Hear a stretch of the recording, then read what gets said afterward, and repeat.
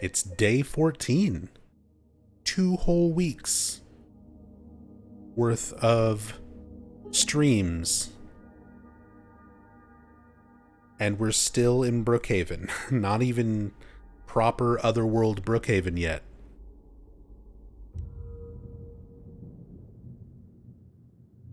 For like 2 to 3 hour average streams per part. For 2 weeks. Is this nurse really coming up the stairs to fuck up my shit as soon as I loaded my game?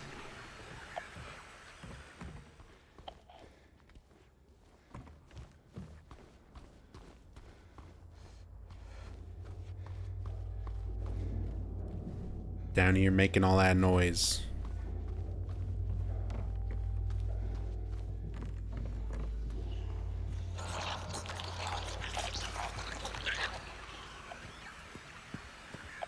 It's this one. It's you. You're the noisy one.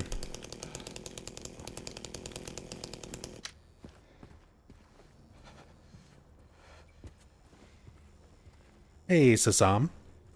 Hope the horrors are treating you well. I mean, we just started. We'll see how it goes. By the way, congratulations on the Silent Hill Homecoming New Game Plus Speedrun World Record. Sasam, for those who don't know, very, very talented speedrunner. And has been grinding out Homecoming for a very long time. Also one of my favorite Silent Hill games to speedrun. Not one of my favorite Silent Hill games in general, but Homecoming as a speedrun is super, super cool. For anyone who's never seen a Homecoming speedrun, there's a lot of tech, there's a lot of clipping and sequence breaking, and it's not very intuitive on how it all works. It takes a lot to learn it and get it down efficiently, so it's a very satisfying run when you start getting good at it. I love speedruns like that, but it is a very difficult run to do efficiently, and Sasam got the world record for the New Game Plus category, so congrats, that is a huge achievement.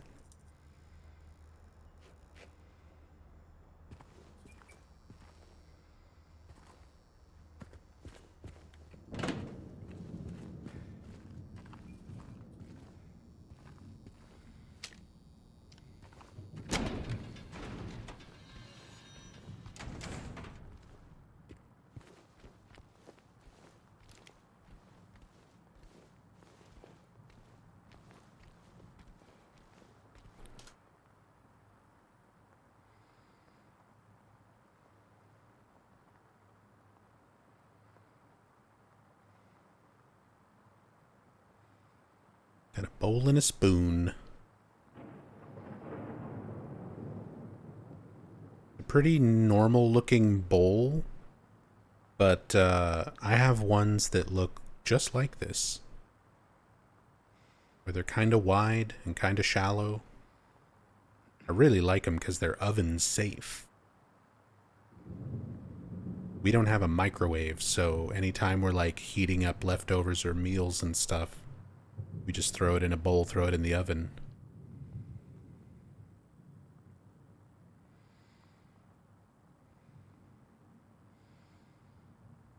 More detoxidine. Not a fan of that spoon.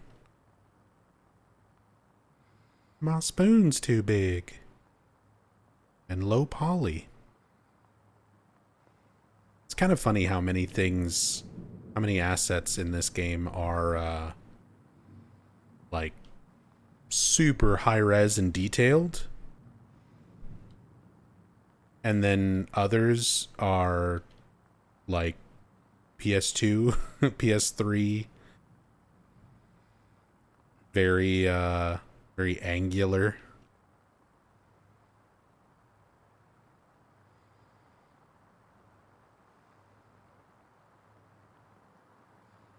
Then you got the fluorescent light, and it's even got the wire and stuff behind it.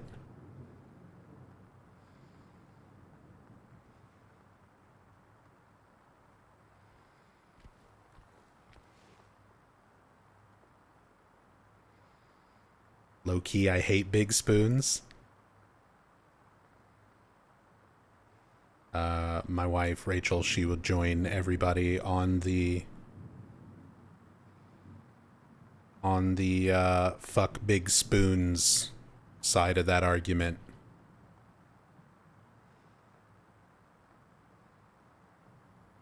I'm a savage. I don't care. Give me a ladle. As long as it can get the food up to my mouth, I'll make something work. Doesn't bother me.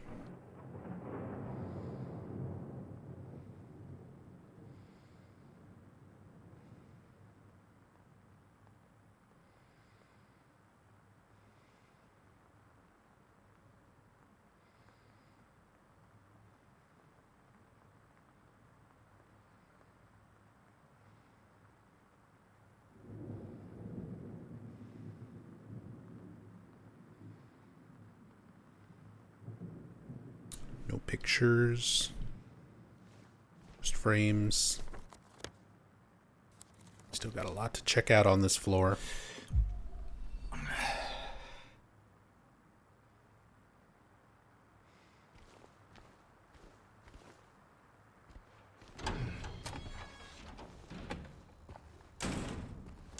Just drop the spoon and drink from the bowl. I do that a lot too.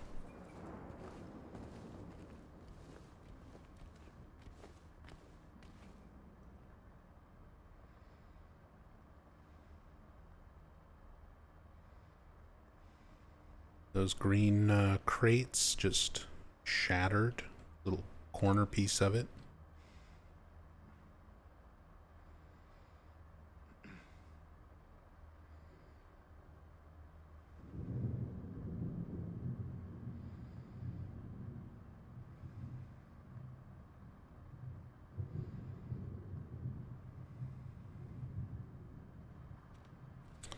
Big zooms.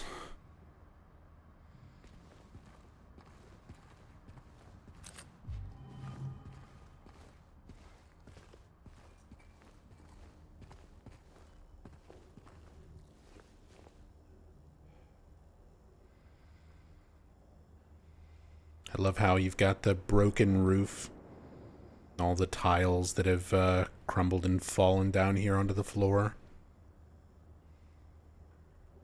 Dead nurse. Shouldn't have been making so much noise.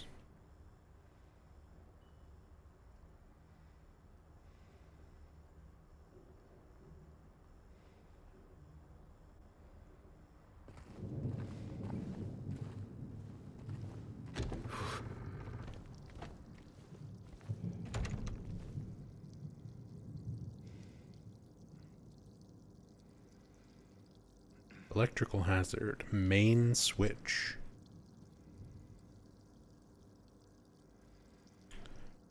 Observation notes.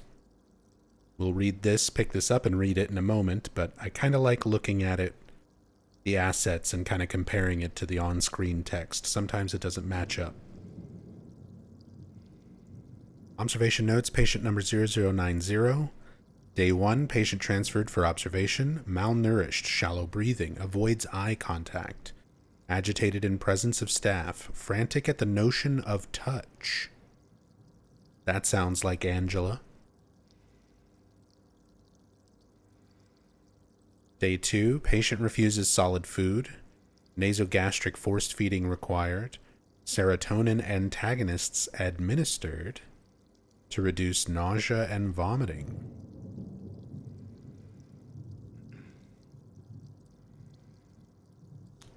Day 3, patient restrained for bathing and feeding. Prepare the treatment room accordingly. Progressing malnourishment, oxygen deficiency, self-injury suspected. Could not confirm. Day 4, something is very raw. I do like, because this note, I've made fun of some of these notes, the way they trail off at the very end. They start off normal and then they turn spooky at the very end and kind of cut off. It's a very Resident Evil memo kind of feeling with the notes that do that. But I will say I like the detail of looking at it in the typewriter, and that is where the alignment is. Like, it's where the next key would have been pressed to continue typing. So it's still set up as though somebody just immediately was unable to continue typing it. They were immediately pulled away from it, and the paper is still in the same position. That's a cool detail.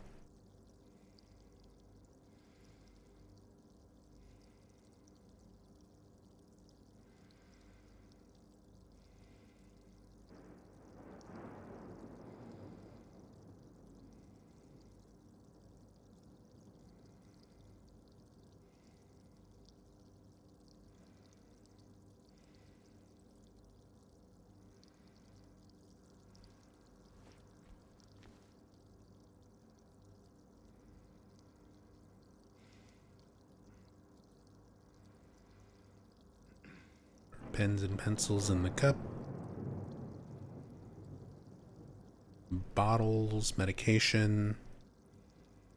Cup and saucer. Oh yeah, we saw some of these with the GS initials on them. In the like kitchen area.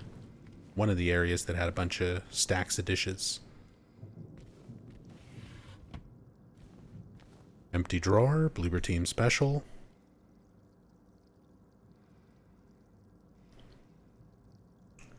Every time I open one of those empty drawers, it makes me think of Layers of Fear 2. Wandering through that game and being like, oh, finally, something I can interact with. Oh, it's nothing. Actually nothing. Bloober Team loves their empty, pointless interactables. And then like 1 out of 100 times, you open up a drawer and there's a lemon. There was just a random lemon inside of it. I was like, why? What is this? Weird game. Weird game.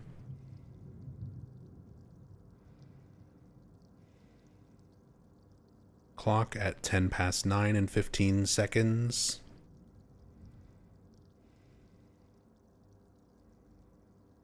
August medical expenses.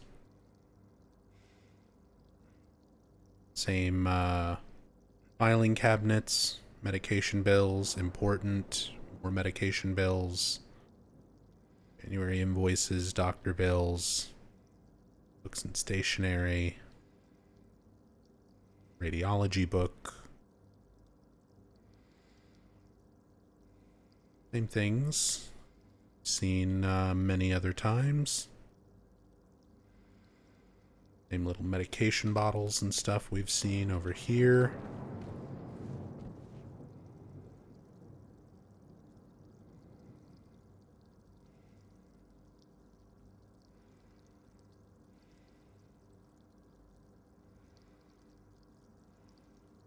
Rotted wood.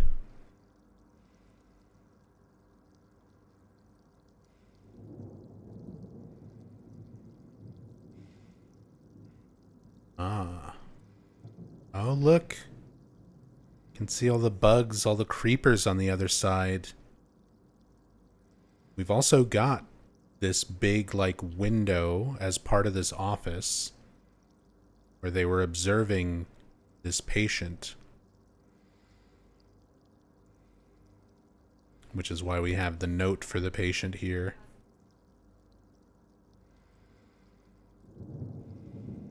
Trying to see. Yeah, it looks like the paper was put on this side of it. Like the patient was trying to cover up the window.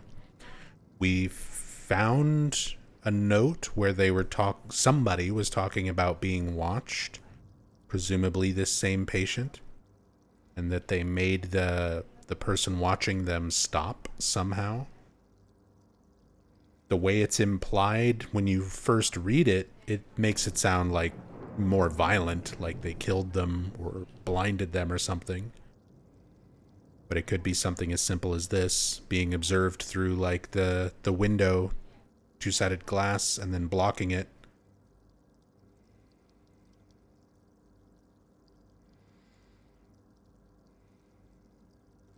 Morse guy. Welcome back. Thank you so much for the 7 months. Appreciate that Prime sub. Thank you, thank you. Hope you're doing well.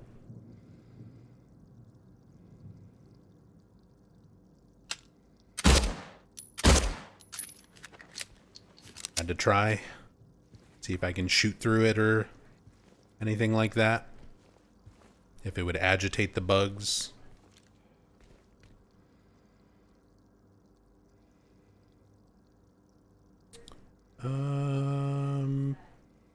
Use a solid food.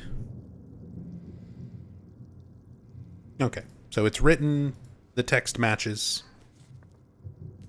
James marks his map.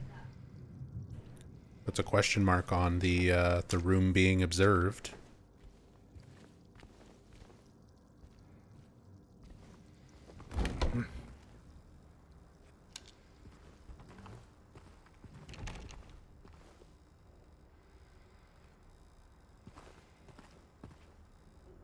Flickery light up here.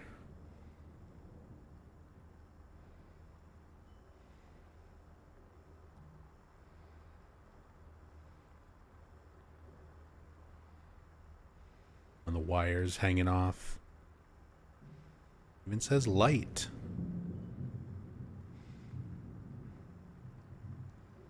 Can't read the rest of it.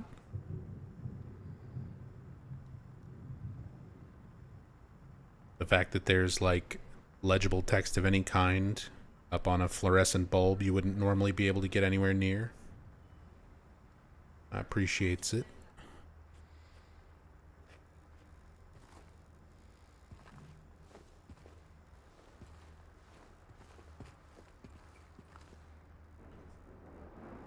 So for this one, we need a combination.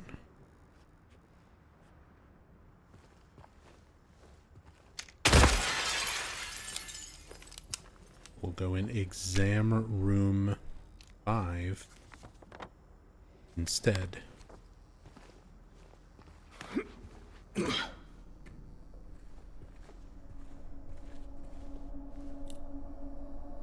Gives us the first floor inner ward key. Do we have fancy fingers? Yeah, boy.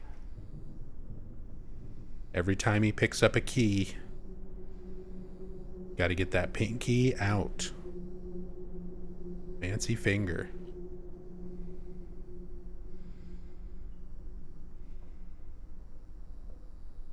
First floor inner ward.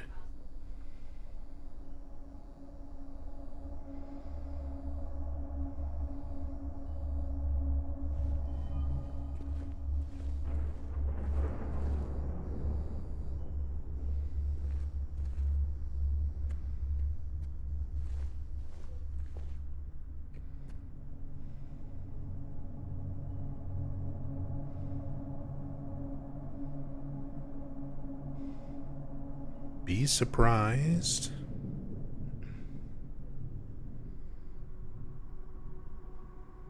More newspapers. We've seen these before. Same posters, same vintage medical photos we've seen.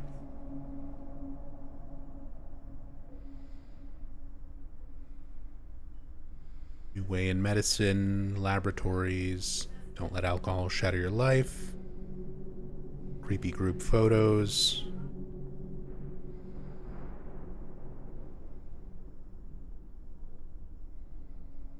Vintage photo of a woman standing next to a car.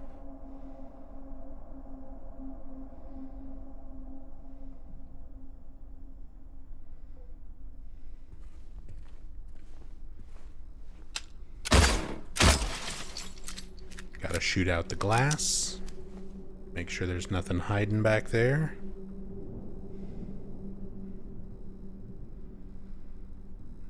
Got a pair of pants in the sink.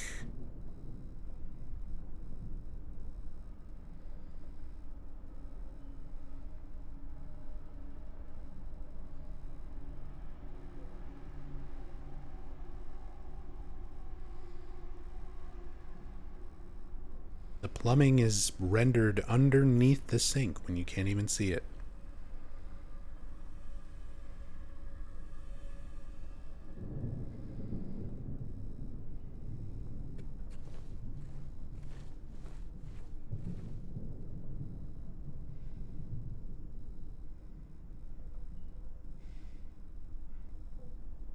Medicine bottles and things that we've been seeing.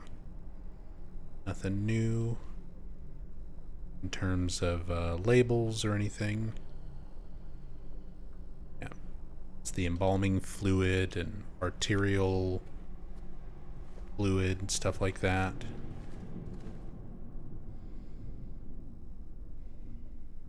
Our eggy computer. It's like the other ones we've seen. They all have this same little sticker and stuff on them.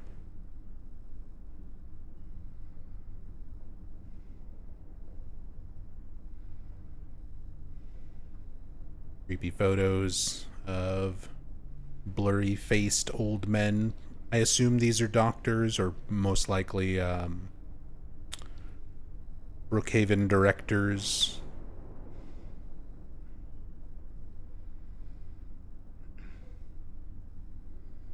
Minimoto Dragon, welcome back. Thank you so much for the 12 months. Thank you, thank you. Hello, Nub, you booty. Hope you are having a bit of a better day, good sir. Little bit, yeah. I'm kind of tired. My sleep has not been great, but in general, feeling somewhat better today. We've got our cat Ziggy taken care of. Gave him his first round of medicine this morning. He seems like he's doing better, so it's been a relief.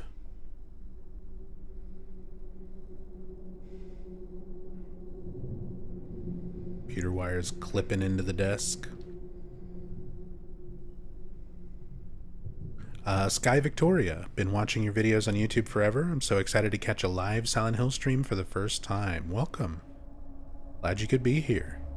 Now you're a part of a future YouTube video.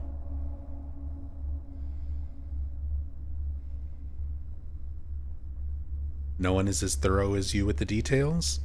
There's definitely some very dedicated, very thorough Silent Hill fans out there, but I like to think that I'm as thorough as I can be. I definitely miss a lot of things, even trying to be as thorough as I can. And I definitely come across things that I don't always immediately recognize or understand. Like, if it's something Silent Hill related, like if it's a reference to another game or something like that, a lot of times I'll pick up on it. But I'm not very good with, like, I'm not a religious person, so there are some religious references and things like that that escape me, that people clarify for me. I don't know a whole lot about Poland, and because Bloober Team is a Polish development studio, there's a lot of things that are specific sort of references to Poland or Polish history or a Polish language that have been in this remake that people have been very helpful in, like chat and YouTube comments, to clarify kind of their meaning for me. But I take notes on all that stuff so that eventually when we get around to doing our in-depth story playthroughs, I can include all that information as much as possible.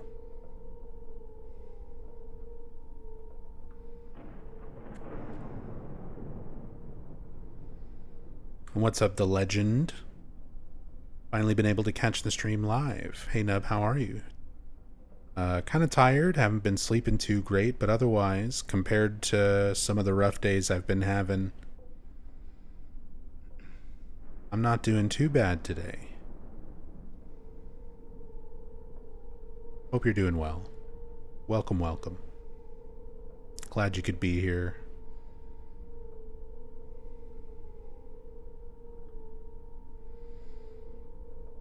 We got our Francisco Goya image, drawing, painting. We saw this one in some other places as well.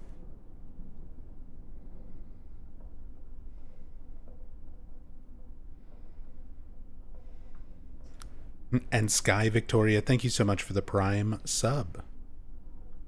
Really, really appreciate that love and support. Thank you, thank you. Glad you've been enjoying the videos. Glad you could be here for a live. Hope you enjoy your time here. Enjoy your Silent Hill emotes that you can use anywhere on Twitch. Guide to proper hygiene. Ask nurses for free copy. Eeny, meeny, miny, mo. I wonder where my glove will go.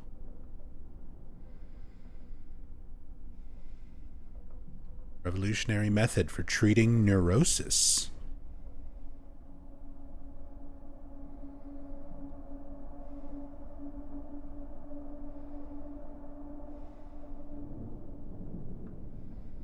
Don't let alcohol shatter your life. Similar stuff.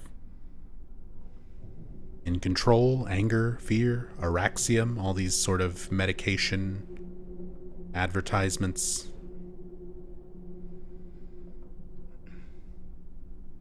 Skull trauma from childhood. Fully recovered. The remaining remnants of something.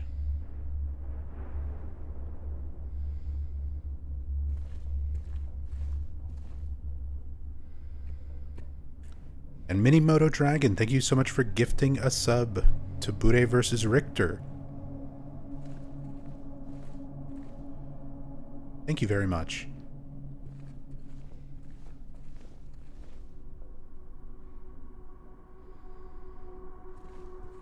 Really appreciate that. Thank you, thank you.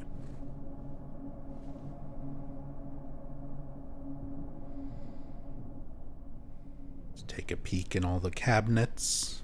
See if we got any interesting or unique things up here. Never know when we might find something different. But it looks like a lot of the same little bottles. Got a microscope set up.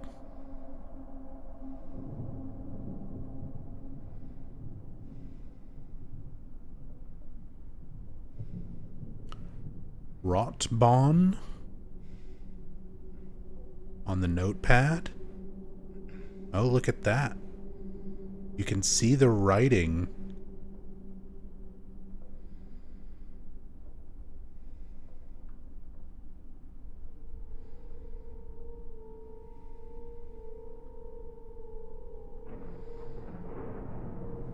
I saw them. He says he didn't, but they were there. I'm pretty sure we can just examine it and read it. No, this is not the examinable note. I was thinking of that.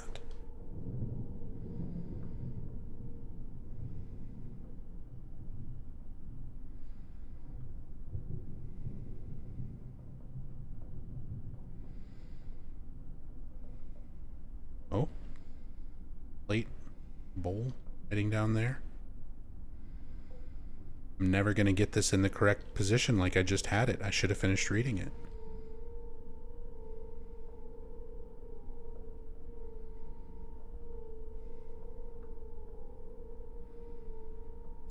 Runaway? Yeah, it looked like the runaway note, which we should have.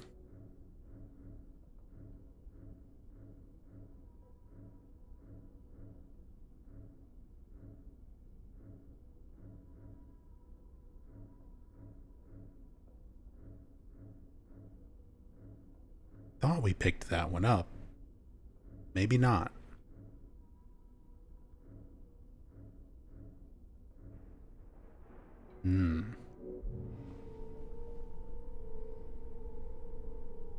Have you ever found any evidence to what Mary's disease might have been? I always wondered what the diagnosis actually was.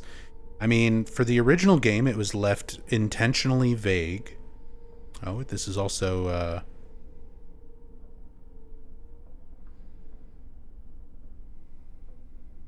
Notepad, Waitress, 1989. But, yeah. Mary's condition was never specifically given by developers or in-game or anything like that. And nothing so far going through the remake seems like it's hinting specifically at Mary's condition. There's all sorts of little notes and references towards similar symptoms. We found like a poster warning the hospital staff to take caution and take measures if they were exhibiting certain symptoms, and those symptoms were the same as Mary's. So it was like what was it? Open sores, coughing, some other stuff. It was in a previous part, one of the posters on the wall that we found. But nothing like linking it directly to Mary or like confirming anything. Not listing like a specific disease or ailment or anything like that either.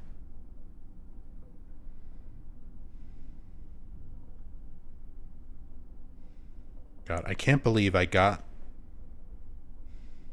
where I could read this that one time, not even really trying to do it. And now I can't see it.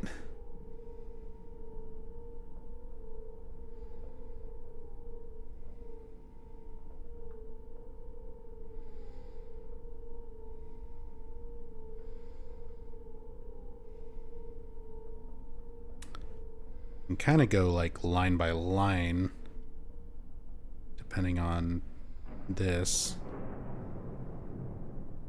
I saw it. He says he didn't. They were there. Were the lights. Then at the bottom was like runaway.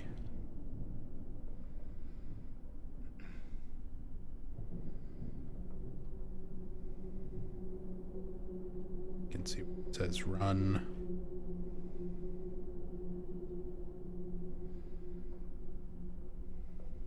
Wasn't there a fan theory that the town made her ill or something? There's a lot of fan theories surrounding Mary's illness. There's people who theorized that it was the historical plague that wiped out a lot of the town's population back in the 1800s. There were even some of the people who were part of the creation of the original game, like Guy Seehey, James's original actor,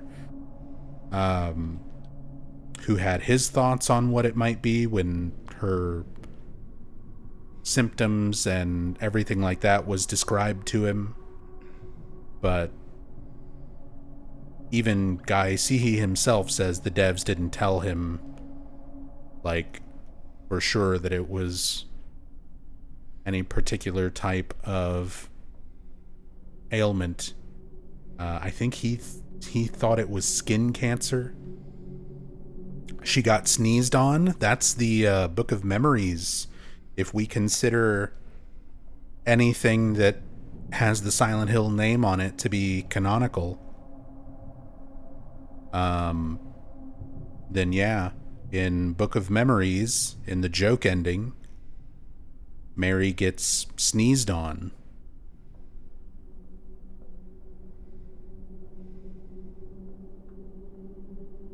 And James is like, what if you get sick?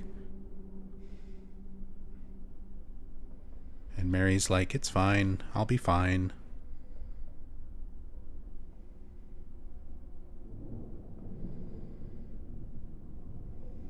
Oh yeah, there's a lot of theories.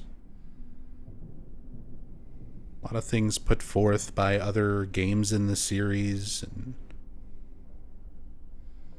original actors and everything in between, but nothing from the creative developers or in-game information itself. Also, I think these are X-rays of James. I think these are meant to be James's X-rays, his profile. You can kind of see the shape of the nose and stuff in some of these, the particular mouth shape and jawline. Very, very similar. We saw another instance of that when we first entered Brookhaven. There's the Carl Jung sense of self, or I forget what it's called exactly, but it's got like a profile image.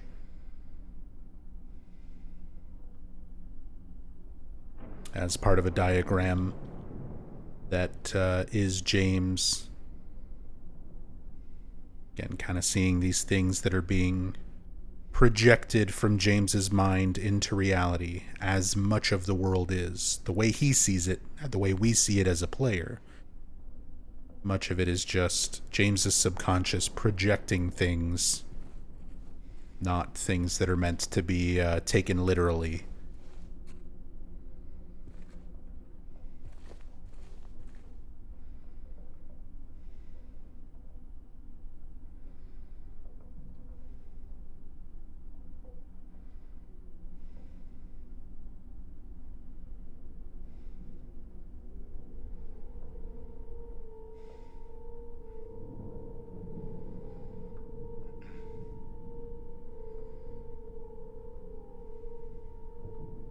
Dr. Andrews, we delivered the radiographs you requested. However, it looks like the file was incomplete, as one of the pictures was nowhere to be found. We will send somebody as soon as we locate it. Let me know if you need anything else.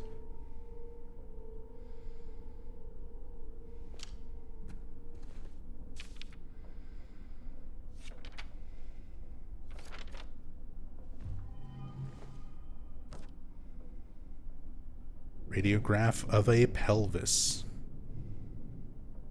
Is this actually translucent? Well, that answers that question. The underside of it is not even rendered.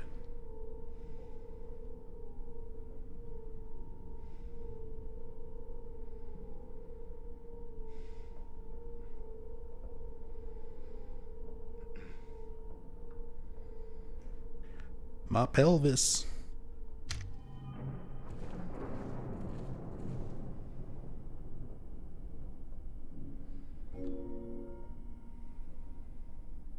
Put that there for now.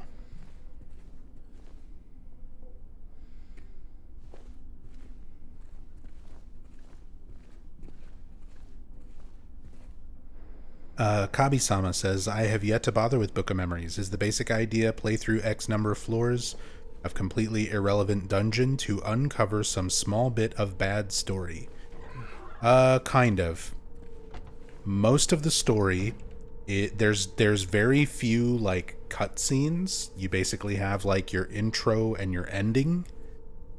And if you're playing it from the start, it's 21 zones, 21 floors, that you have to play through before you get an ending.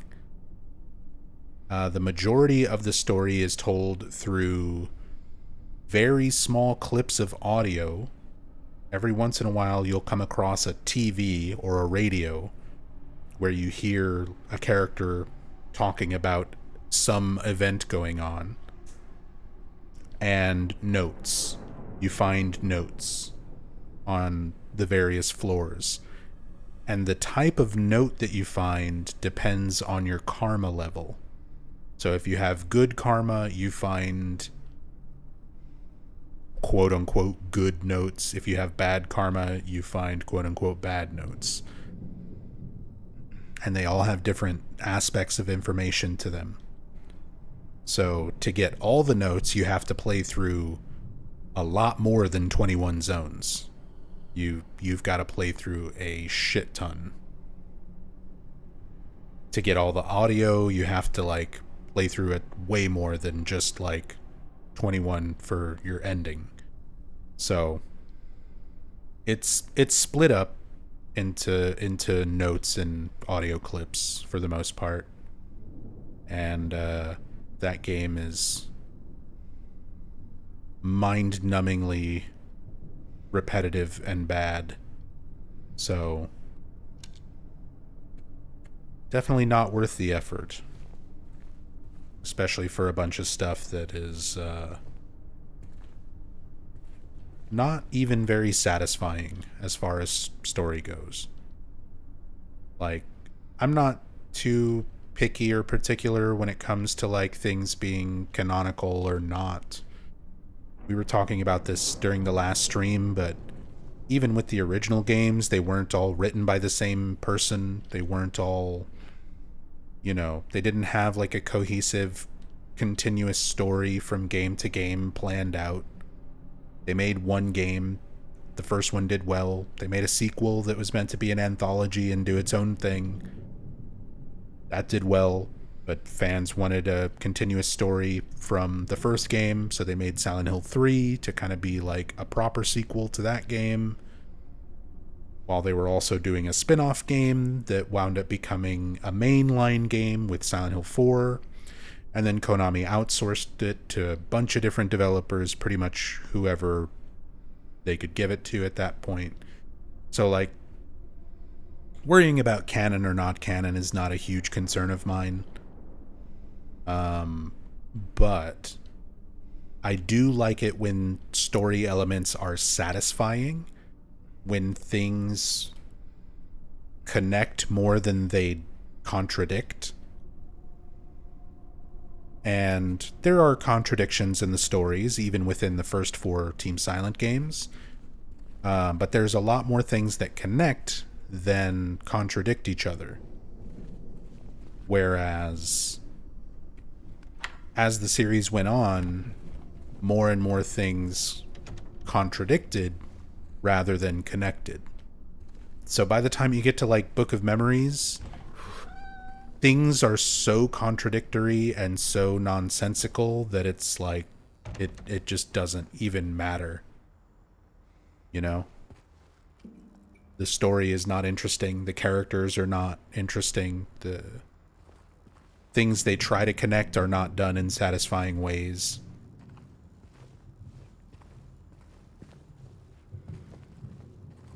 And the game is just not fun. It's not scary.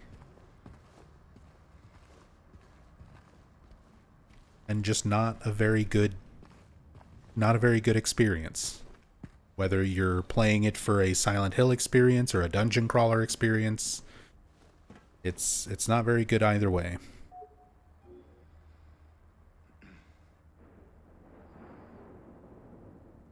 But if you want to watch me play all 500 zones of that game, I did that years ago. And all of it is archived on YouTube, on my main channel, so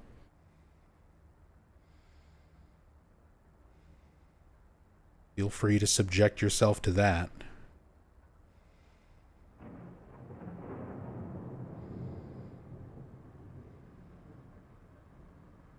I like how the rooftop is rendered, even though we're still quite a ways from getting up here ourselves.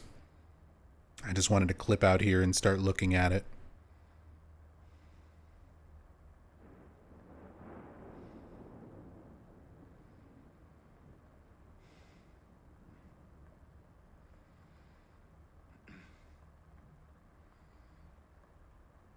Even the note and everything is legible here. Eventually we'll come up here to the roof and check it out for ourselves. Let me let the game actually play. Oh, there we go, the ASMR rain sounds. Alright, here we go. Ooh, and if you go up onto the roof, you hear the rain hitting the windows in the building, the sound changes. The audio occlusion.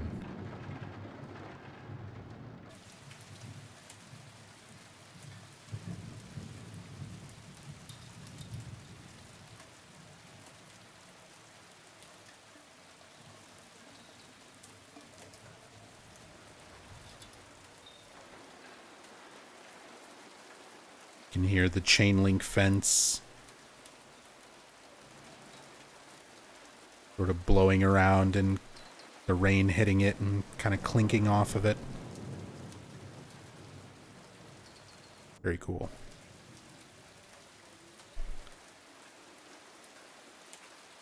Should release one of those 24 hours of rain sounds. For people who just need that rain sound, that ambient storm sound to fall asleep to. Be like, here you go. 24 hours of rainy Brookhaven roof.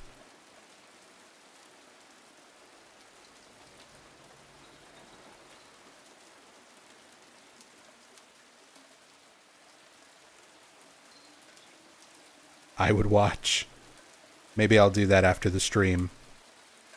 I'll just put the camera up here, set OBS to record, go have dinner, go to sleep, let it run all through the night, and just upload that.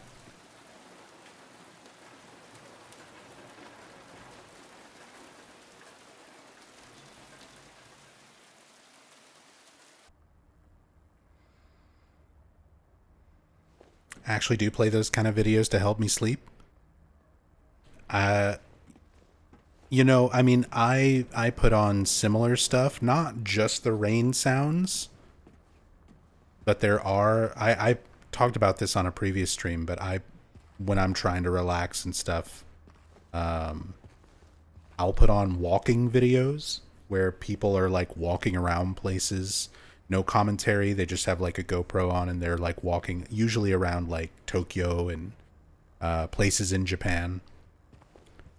And a lot of those that I'll put on that are very calming are 5 hours of walking around Shizuoka in the rain.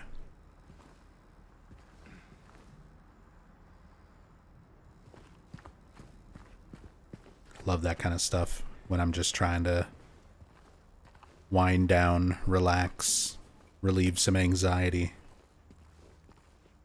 Very helpful. Therapeutic.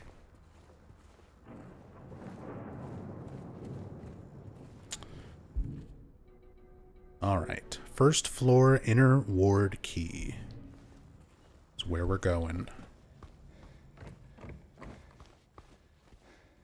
Laura's drawing. Bunny being chased by a bird.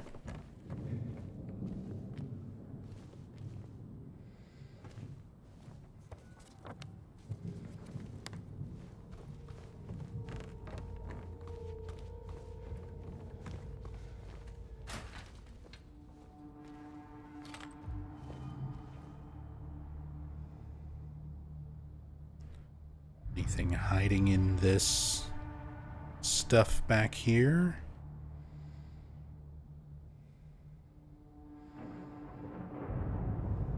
Fire alarm. Old chairs and cabinets. Bed frames. Floor below that's not rendered.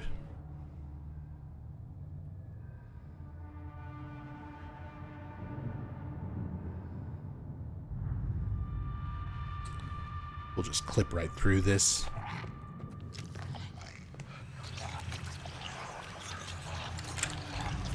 Unlock that for later.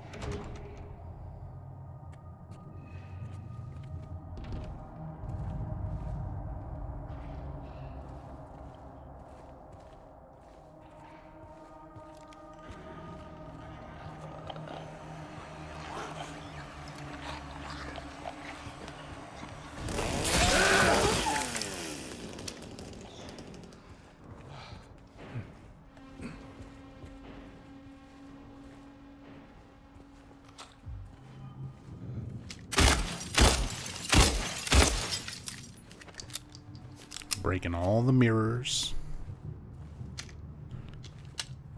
Just to see if we find anything interesting.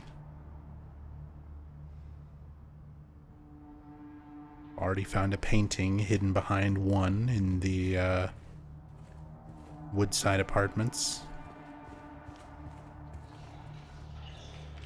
So now I've got to check them all.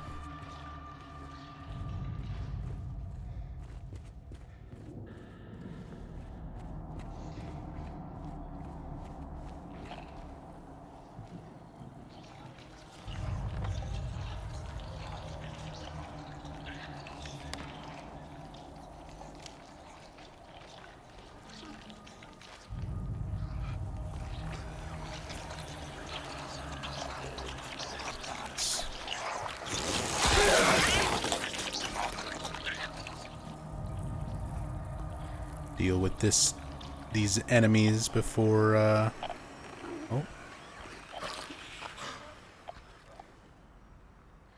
Let's actually look a little closer at this one. Got her set up here in front of the TV. I think she's enjoying it. This feels like a reference to Silent Hill Homecoming to me. During the intro sequence of Silent Hill Homecoming, you actually encounter nurses that are like standing in front of a TV, very similar to this. And considering some of the other little visual nods and some direct references to other Silent Hill games in the series, can't help but feel that this is a very intentional visual setup to kind of invoke that same memory of the Homecoming intro.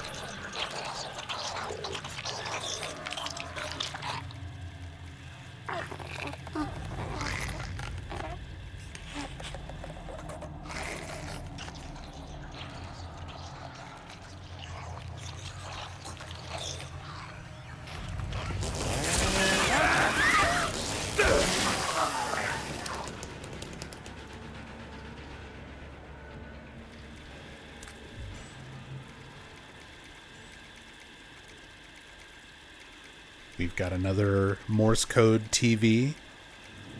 These TVs, the clicking sound that's part of their ambient sound effect is a message in Morse code that a fan translated. And it's repeating the message again and again and again and again, just on loop. You find a similar TV in Woodside Apartments that also has a hidden Morse code message. And the message of that TV is, "James, why did you do it?"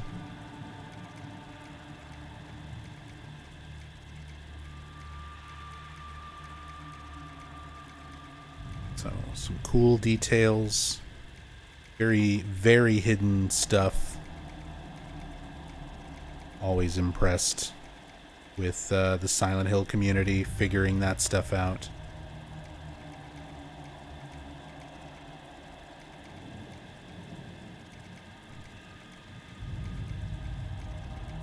Actually got some legible text in here. Multa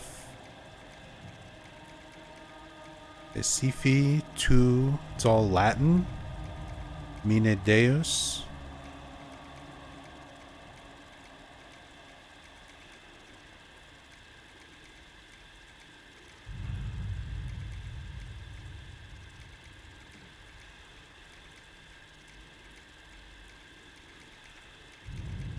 Expectins, expectavi, domino, and intendit, inihi. Summoning a demon, don't worry.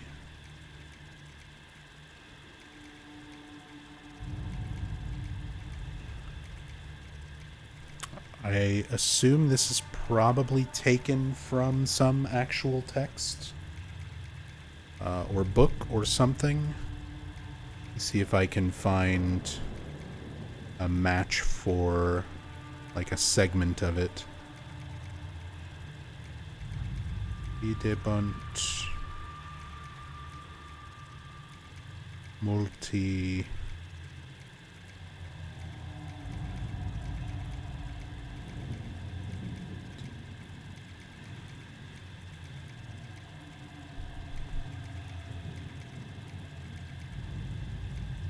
Idibut multi et timibut translates to many will see and will fear.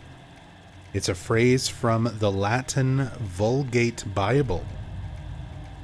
Psalms 39:4.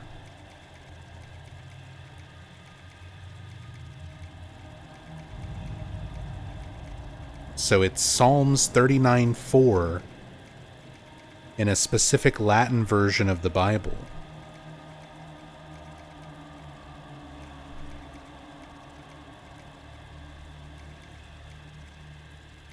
And he put a new canticle into my mouth, a song to our God. Many shall see and shall fear, and they shall hope in the Lord.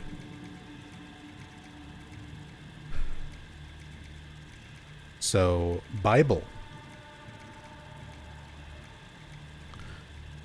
Bible. Latin Bible. Interesting.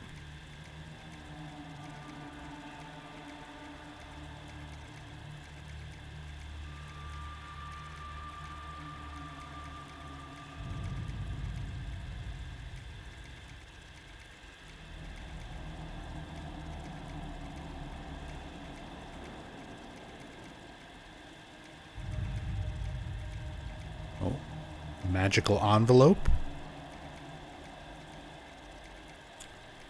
Letter from my dead wife. No?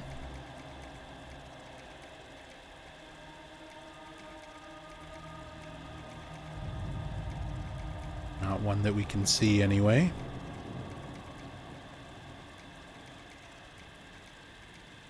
Another vintage photo. We've seen that before. Children playing the game where they pass the ball over each other's heads.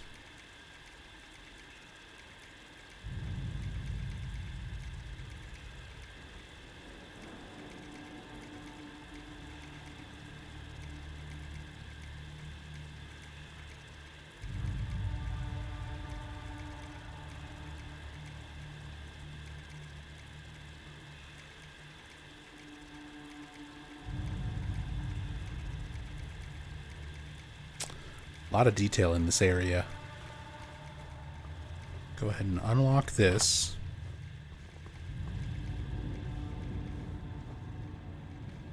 Now we've seen this artwork before. My medication safe, anxiety, seen all that.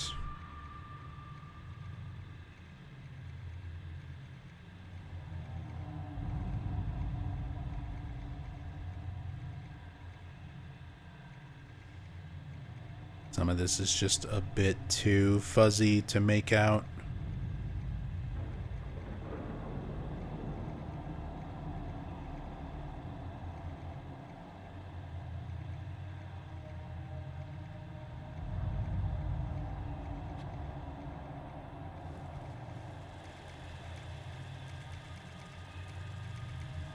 More creepy vintage medical photos. A lot of these are real photos that have just kind of been edited or altered to be a bit creepier than they actually are.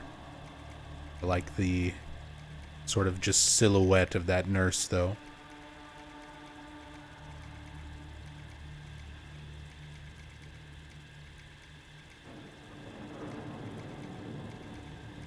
Very striking image. Oh, look. Some slightly more normal spoons. You got big spoons, big fork, little fork.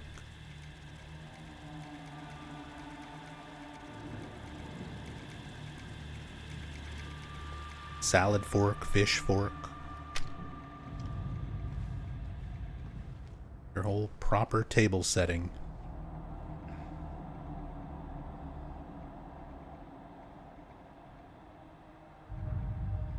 Oh, is there stuff written on that? Chiron. That's a thing.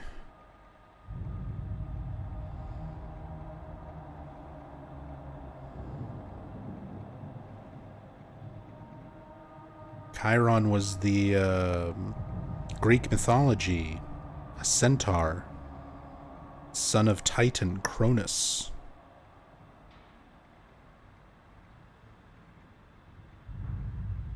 Some sources speculate that Chiron was originally a Thessalian god, later subsumed into the Greek pantheon as a centaur.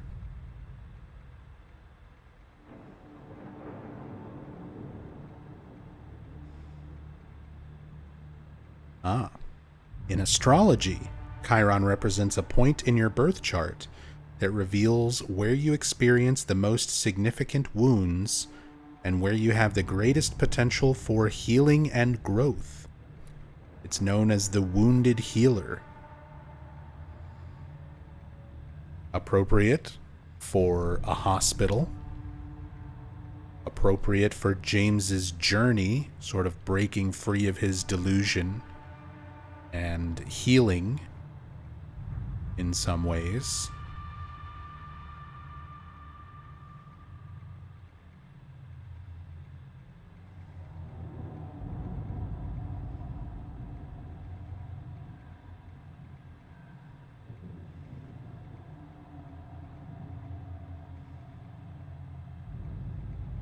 Same coffee makers and stuff we've seen.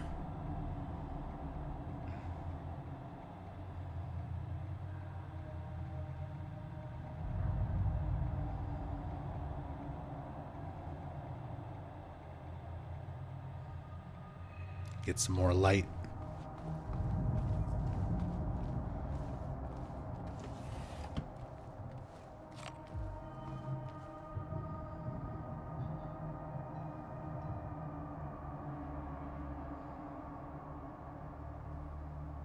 These floral pattern mugs.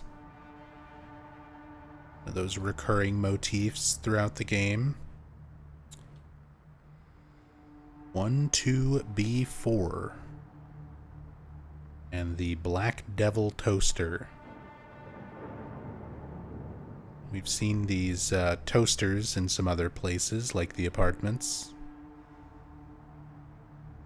Even got like a frayed cable and stuff on it. Great detail. I wonder what this is. Hidden messages, secret writings, bird plate. Birds are another recurring motif.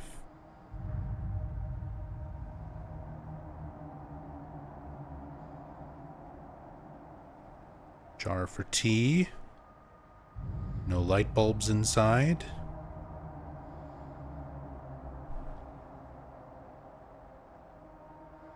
in that one either. There's the salt. My jar of salt. No light bulbs in that either. Array of spoons. Different bird plates. Whole set of bird plates.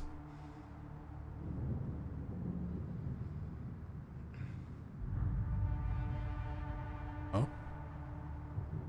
Broken dishes, also marked with Chiron. That same reference there. More tea, more salt. No light bulbs. We're checking all the jars and cans for light bulbs.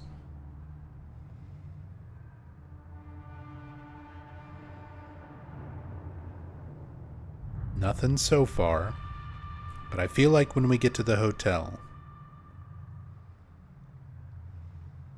we're gonna find a can with some light bulbs in it.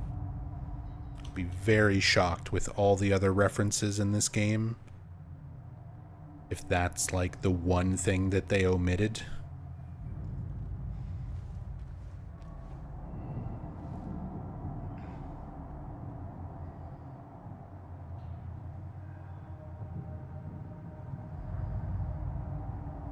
Nothing up there.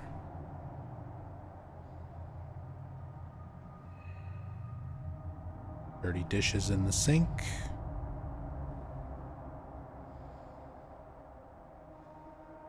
Gross looking dish brush.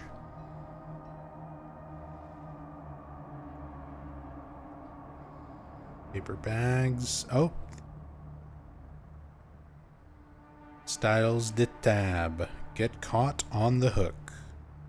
We actually saw these in Heaven's Night. Same little logo, same paper bags.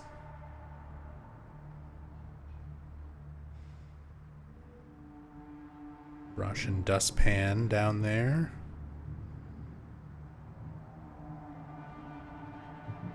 So many little details in this area. Mop and bucket.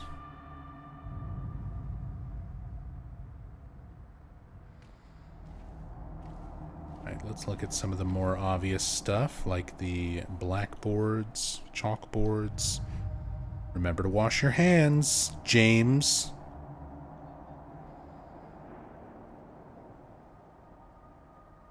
His sleeve is just permanently gross after touching the toilet. Although the black ooze did finally, leave his left hand. I was surprised at how long that lasted after touching the gross door in the Saul Street apartments. Lasted all the way up until putting his hand in the toilet. Another clock with 10 past 9. Meal times. Breakfast 8 a.m., lunch 12 p.m., dinner 6:30 p.m. Guests are allowed to use the canteen in the visiting hours 8 a.m., 8 p.m. Guests pay $3 for breakfast, $5 for lunch, $10 for dinner. When we switch to the other world, these signs are going to change what's written on them.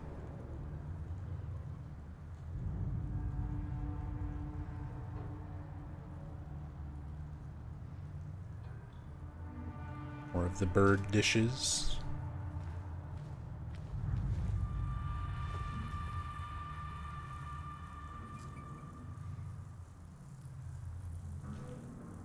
Five meals for celiac disease, 7 lactose intolerant, running low on potatoes and rice. Patient broke a whole cart of dinner plates, need to stock up. Monday, breakfast, oatmeal with fruit. Lunch, baked beans, sausage, eggs, side of salad. Dinner, pork cutlets, potatoes, grilled vegetables. Sounds pretty good to me. Sign me up for that Brookhaven Hospital food. Old used tea bags.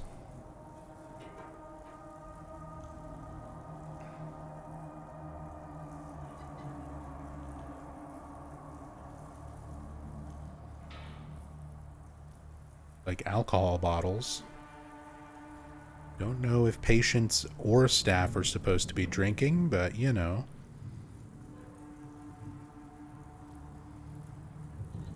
I get it.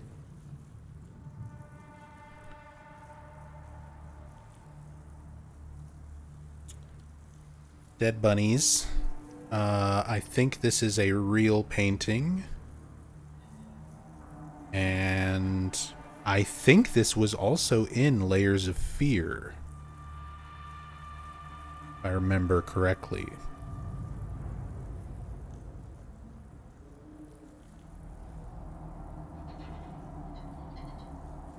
Yep, it's another Francisco Goya.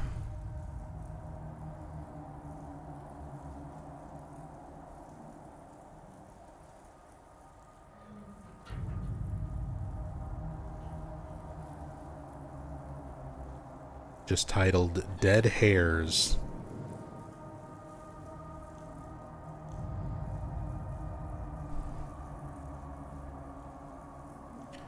I really like their creepy Francisco Goya paintings.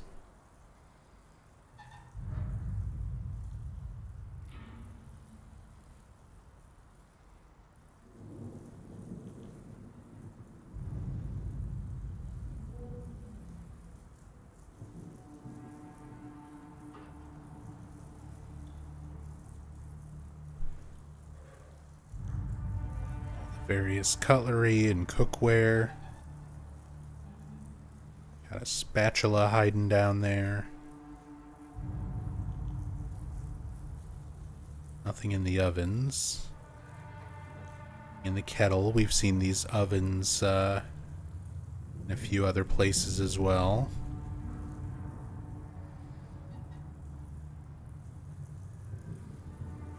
Strainer.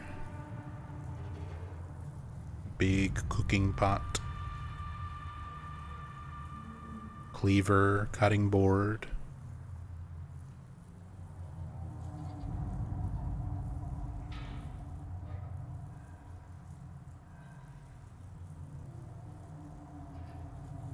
And I mean, it's a kitchen, it's a cleaver, it makes sense, but just as a note, in the original Silent Hill 2, James never uses a cleaver, but Maria does. In the Born from a Wish sub-scenario, she has weapons that are unique to her, and one of them is a meat cleaver.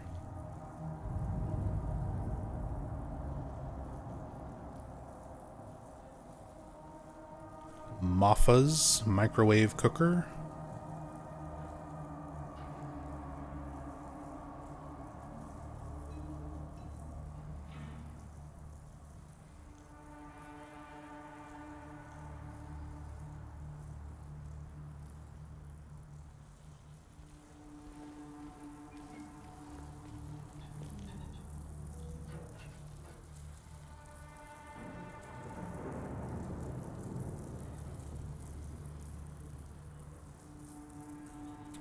Are the same kind of pots and pans, cups, kettles, plates, mugs.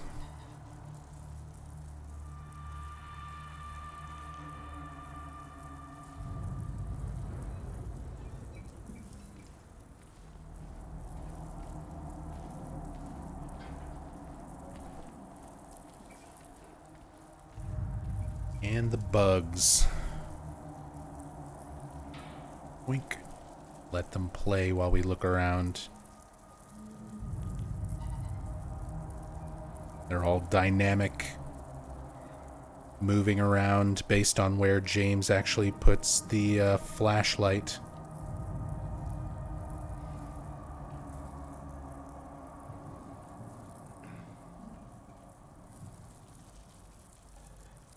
Oh, that one's shrinking. And it's gone.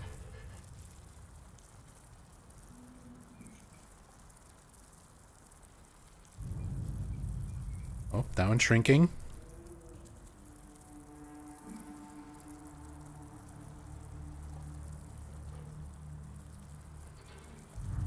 Apparently that's how they loop their animations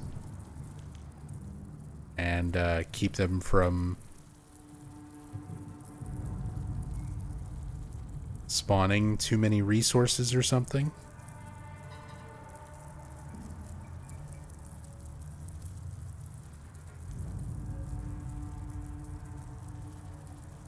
It's in the walls, deep inside. The mold remover gets rid of it for a while, but then the thing reappears in the exact same spots. We need to get in there, break it all down if we have to, and root it out.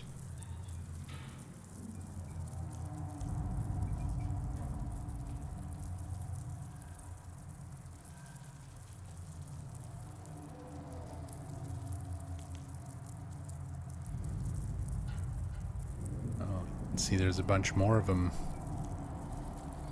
Right back in there. They all cluster up together.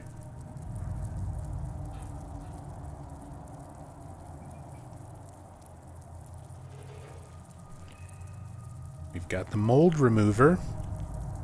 Funny enough, when we were outside Brookhaven, before we ever even set foot in here, I clipped the camera in here, and most of this stuff was not rendered. Just basic walls and floors and windows, but no details, no textures.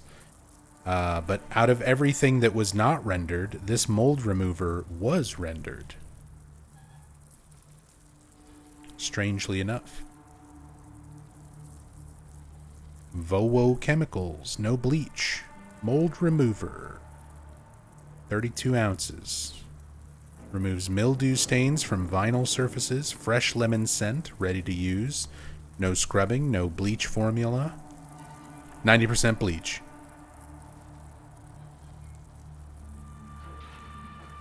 .6 acryl, 1% sodium C, 102% ingredients. I love how it just says no bleach all over it. Bleach free. No bleach. No bleach formula. Active ingredients, 90% bleach.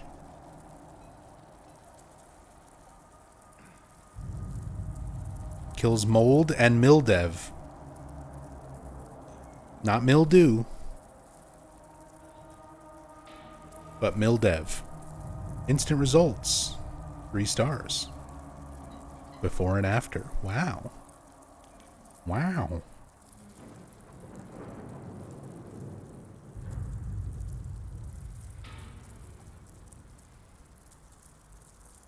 I like the little images. Home. Clean around your home. Clean around your car. Clean around your pool. But also car, water. Little nod for the in water ending.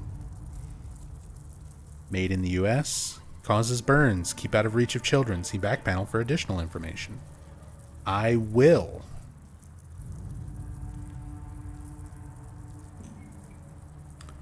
Kills mold no time. Mold and mildew have no chance. Precautionary statements. Warning. Lorem ipsum. Filler text. Use. Lorem ipsum. Filler text. Disposal. Lorem ipsum. Date. Question mark? 87.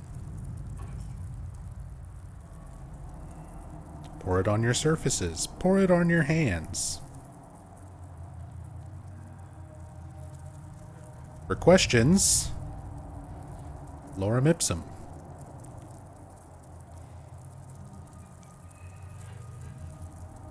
It's toxic. It's flammable.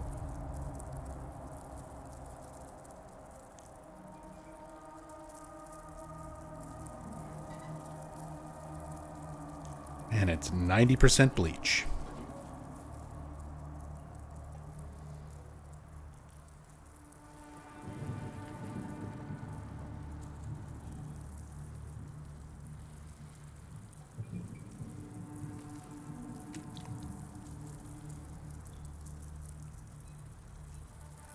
Do we get fancy fingers when we pick it up? No.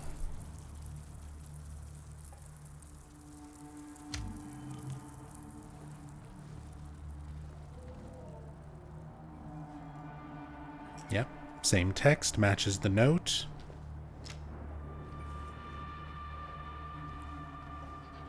Now that we've read the note and picked up the mildev remover,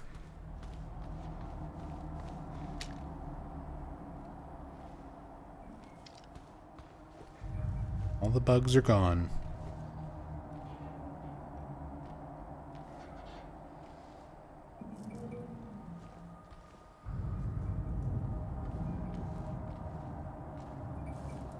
Wonder if that QR code on the back links to something? I mean, there wasn't a QR code, there was a barcode.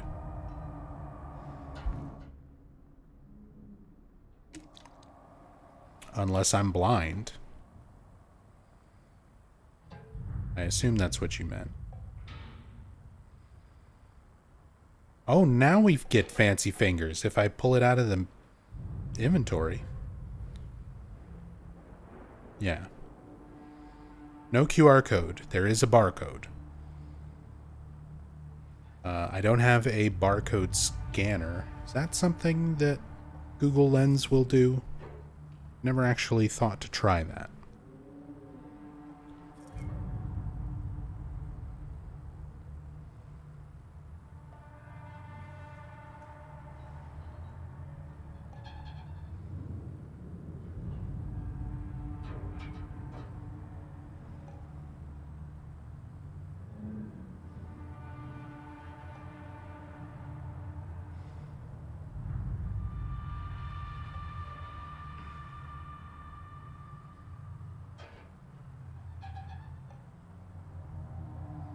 No.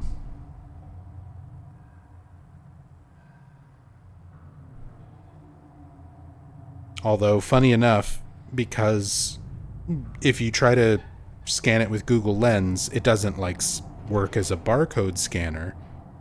But what it did do is try to match the closest thing. And I see barcode, simple icon, vector, flat, stock image, which looks like a match. So it's probably just a stock image barcode.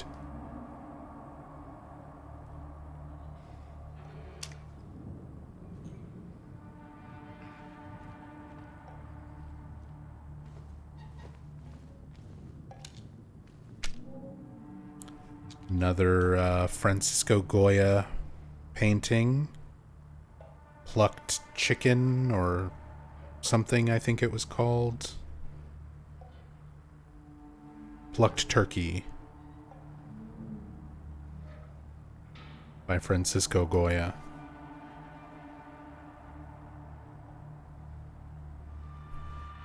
Would have been crazy if a barcode did lead to some thematically appropriate real-world product. Well, when we were in the Brookhaven basement, there was a barcode, or excuse me, a QR code and a website link that were on the side of a boiler, like a heater. And those worked. If you went to the link, it would take you to a website where it was a screenshot of that texture in the game, along with a little spinning mirror that when you click it, it would make classic Silent Hill 2 menu sounds. And there was a QR code that would take you to a website for an actual company that does those heaters and boilers and installation stuff. And their About Us page had listings for like mental health and stuff like that. So if you want to see that, it's on one of the previous parts of this playthrough. So we have found like functioning links and QR codes already. So it's definitely worth looking and kind of trying stuff, seeing what we can find.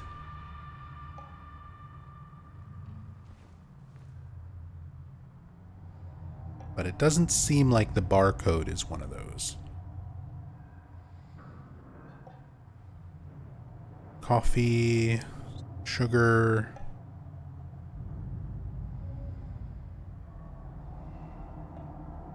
Same food in jars that we've been seeing. Peppers, paprika, okra, pickles.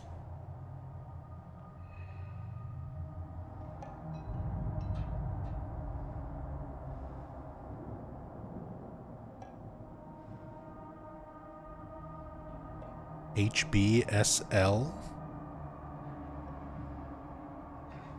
Meat grinder with a clamp.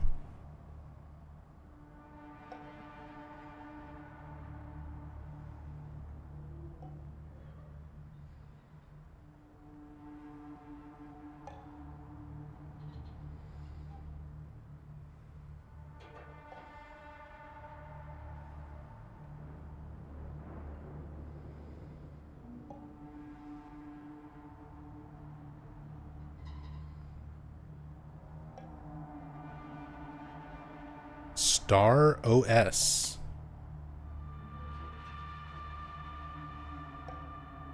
Written on that side of it.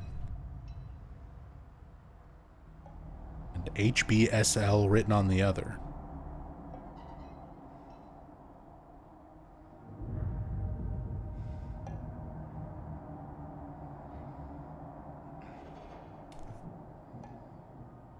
Hey, Jonathan Joestar. No canned light bulbs yet.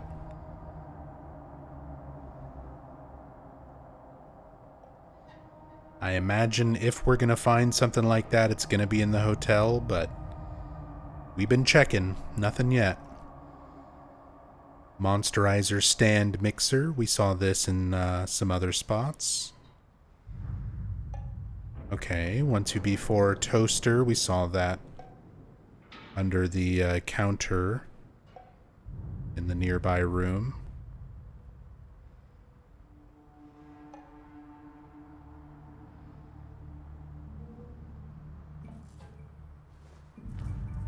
So much stuff.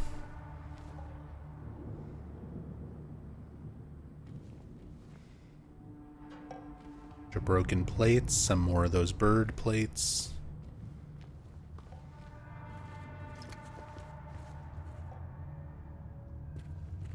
Oh. Food aids mental health. Yes. High fiber fruits and vegetables, whole grain foods, healthy fats including omega-3. No. Highly processed snack foods, highly refined grains, or red meat.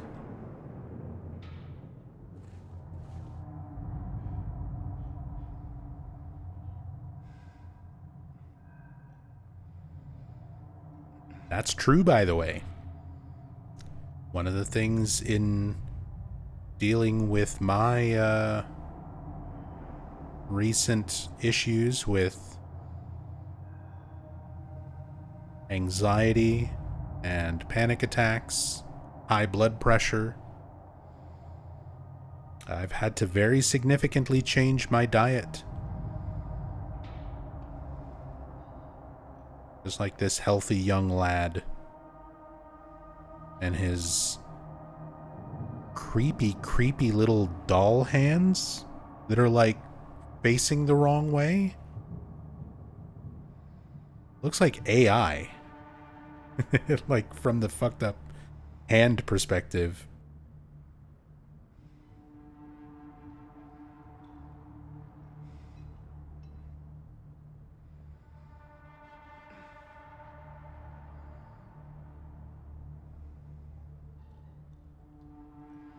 But yes, high fiber fruits and vegetables, whole grain foods, healthy fats, omega-3s, cutting out snack food, cutting out refined grains, red meat. I didn't eat a whole lot of red meat before, but I eat even less now. Sodium is a big one that you have to cut if you're trying to get your blood pressure, and in turn helps with anxiety, mental health.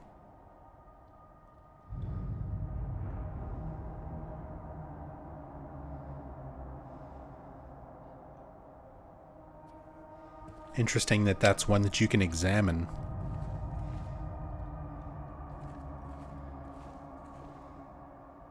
And these are all repeat posters. Stuff we've already seen.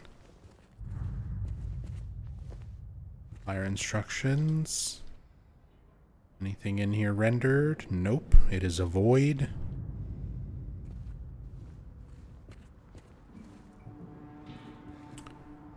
All the signs saying remember to wash your hands. Please do not leave any personal belongings.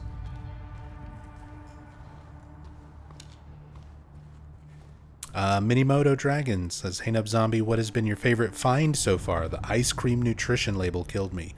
I really liked the ice cream nutrition label calling out Eddie as a gutless fatso. I really like the Crusher Dan and Shoot VHS tapes. Those were really cool to find. Of course, I love the HD collection Silent Hill Ranch in Comic Sans, sitting on a pile of garbage and rubble hidden inside the barn house.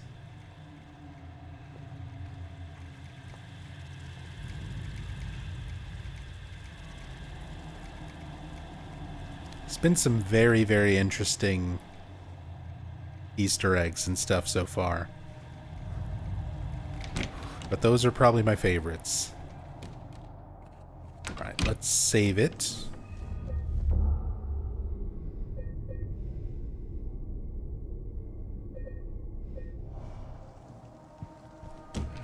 And continue looking around.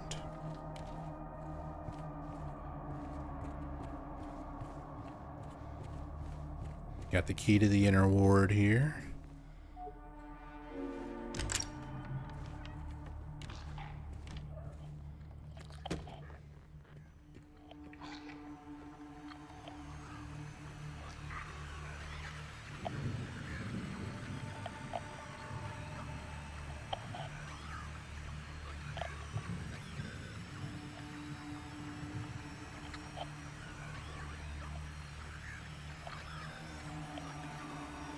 Kind of a cool shot, the lying figure. Just the silhouette of it through the door there.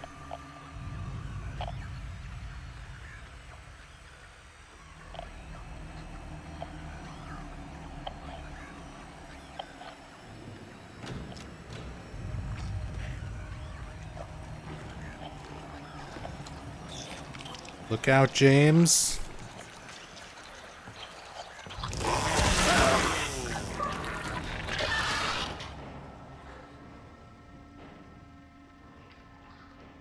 Nice little setup they go for there. Try and make you focus on the nurse, and then have the lying figure sneak up on you.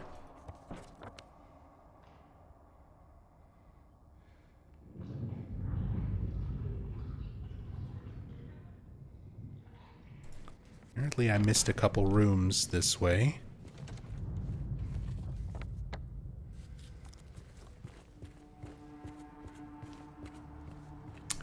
This bathroom.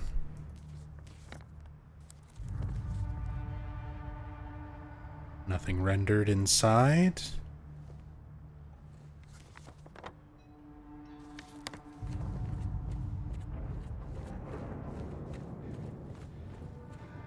This bathroom.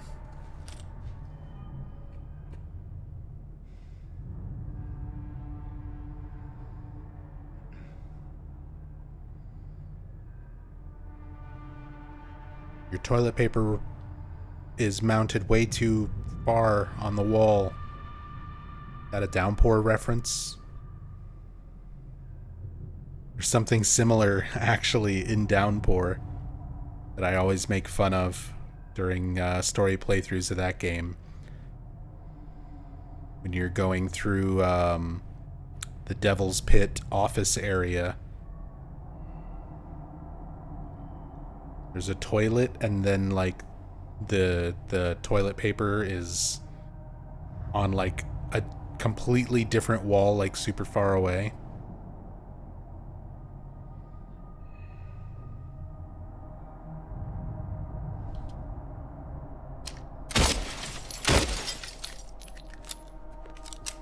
Not a breakable mirror.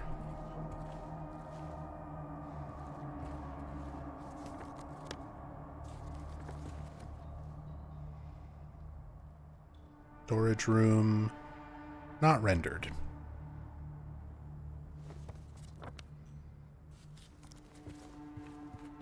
There we go.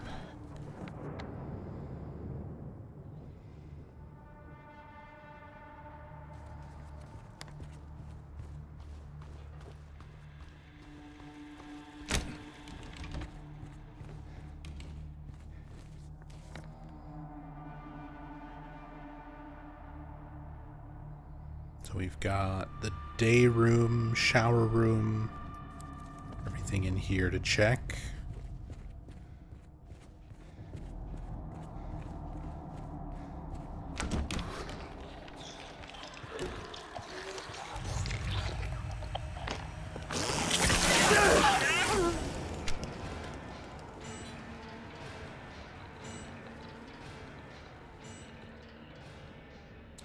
Got another 9:10 clock. It's like all the others, or most of them. Little shot of the grocery store, that intersection in town. Seen this in some other places as well. One of the few that's like a render of the town made to look vintage rather than a modified, like, authentic vintage photo. Another 9:10 clock.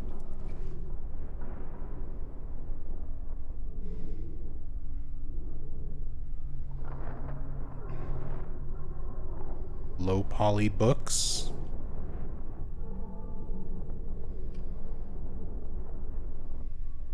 Some finest old Polish whiskey. We've seen that in many places already. Some of those specific to apparently an actual brand that exists in Poland, or used to.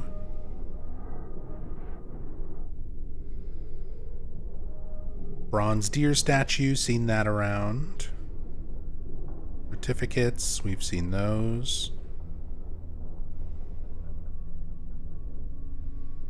Thing rendered in there.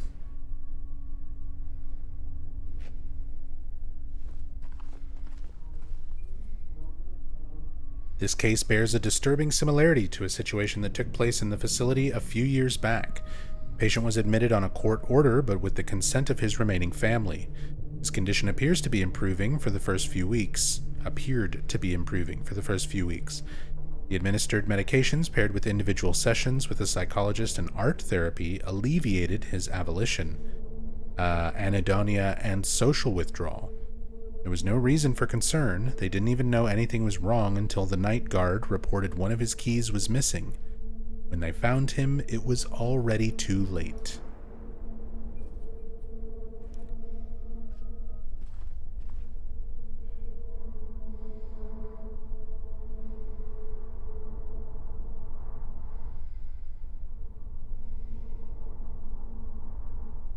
Just like to look at these up close with the camera. I do like the detail with like the smudges and water stains, rough edges on the paper and everything.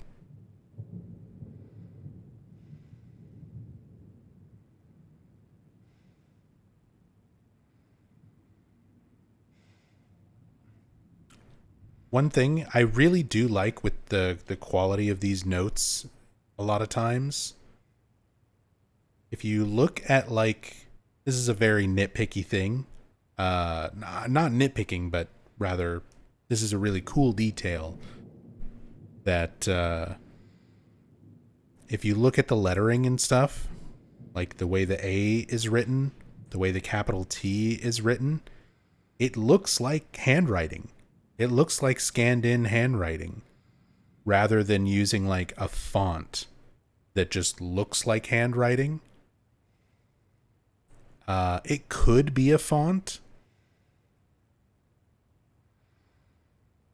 If you look at like this A and this A, there's definitely some letters and things that look like identical matches, but there's very little repetition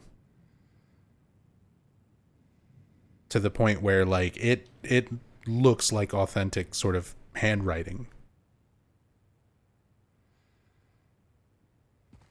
Nice detail.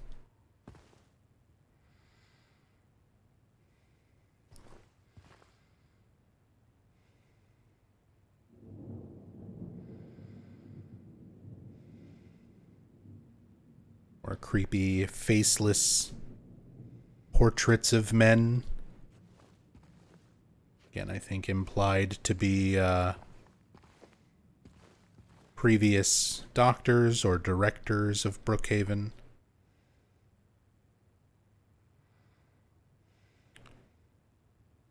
Sort of, I guess, supposed to be like some cloth folded over.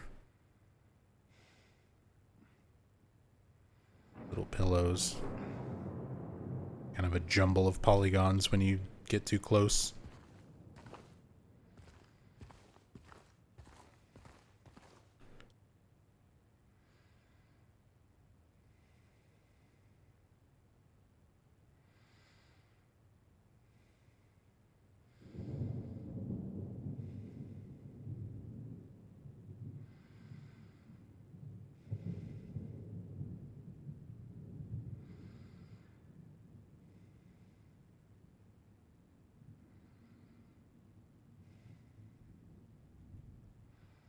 All these cabinets and little containers.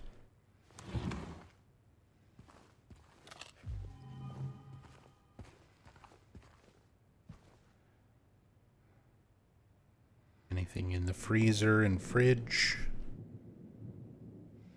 Nope.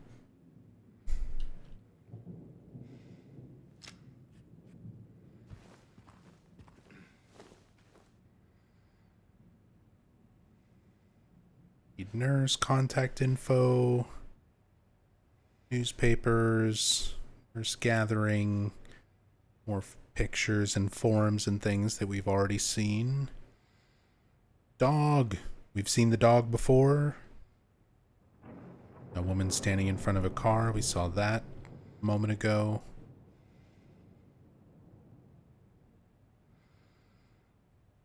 All these photos where the faces are smudged out.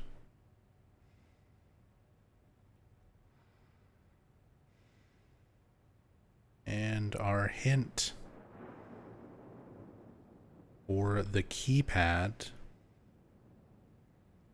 That's for the nurse's station. Keypad combination note.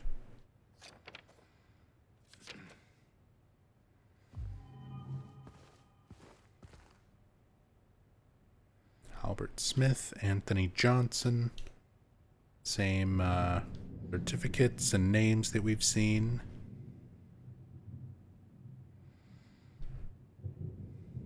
That dog photo again. Same vintage photos of nurses. Same eggy computer with the HS working start or stat sticker on it. Don't copy that floppy.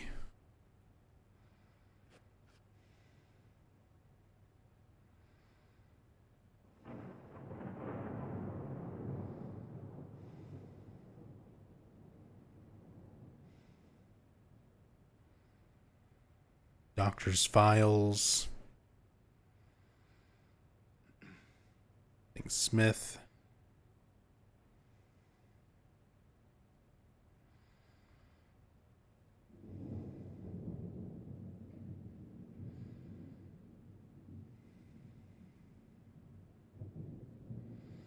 Docs of Patience.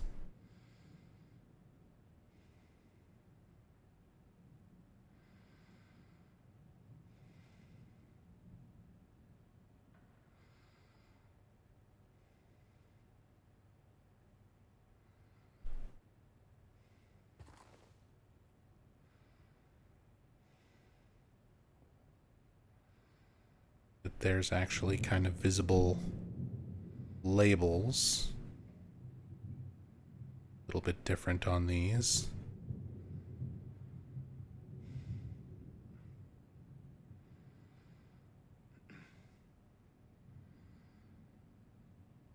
Mr. Smith. Mr. J something. June? Might be June. I think it's supposed to be names. I guess June could be a name. Mr. Larry? L something something Y?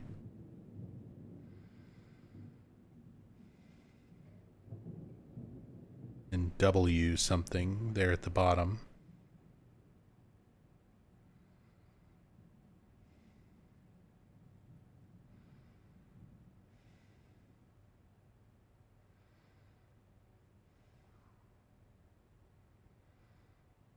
L country. Unique labels and stuff on the floppy disks.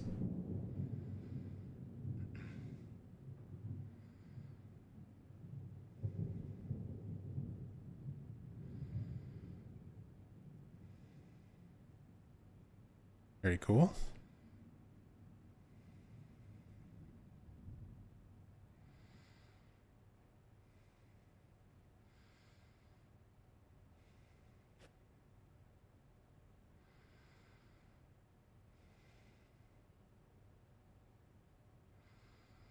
I like this one. Your text.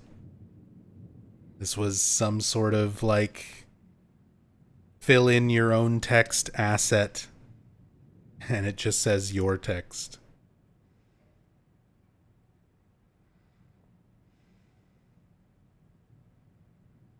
Time, work, homework.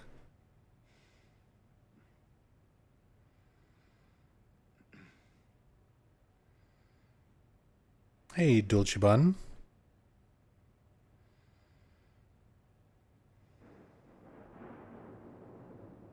And have a good night, Minimoto. Thank you again for the love and support tonight. Hope you also have a wonderful night.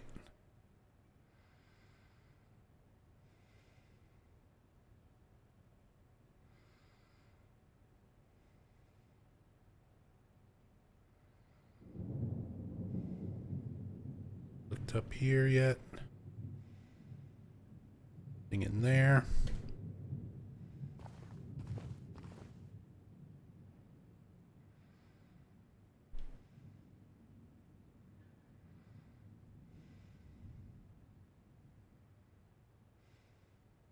Charge 1.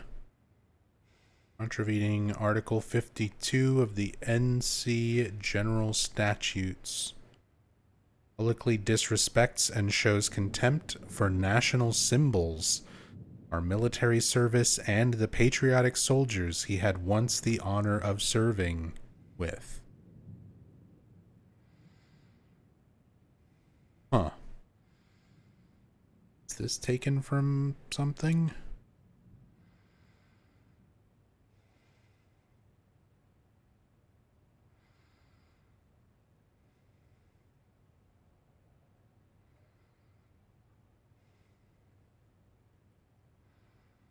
Give me a second while I search some text.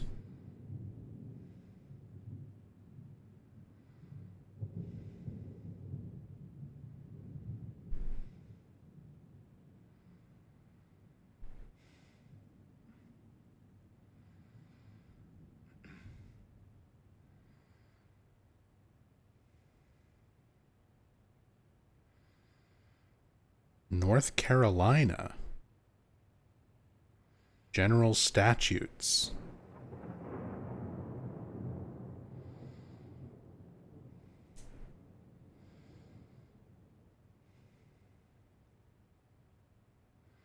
very random little piece of North Carolina law.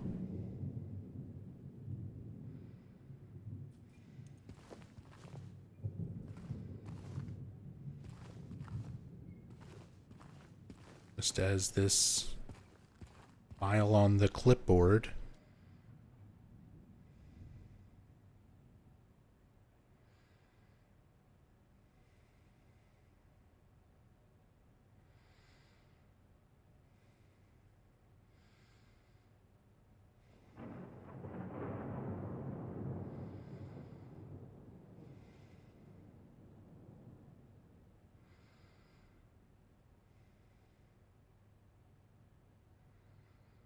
Morse 2, seen that book.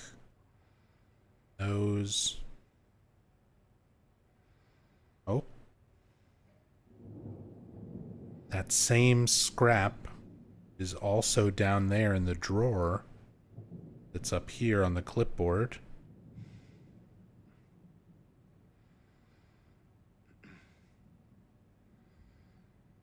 Weird.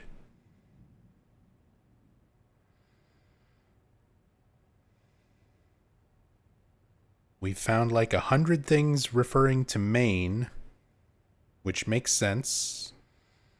That's essentially where Silent Hill is meant to be located. We found a couple references to West Virginia, which is where Silent Hill is located in the film adaptation. I'm not sure where North Carolina comes into play.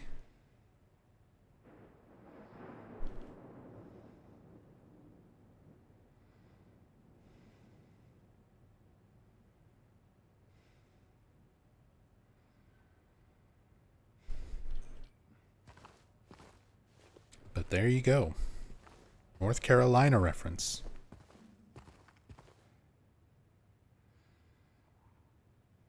For all you North Carolinians.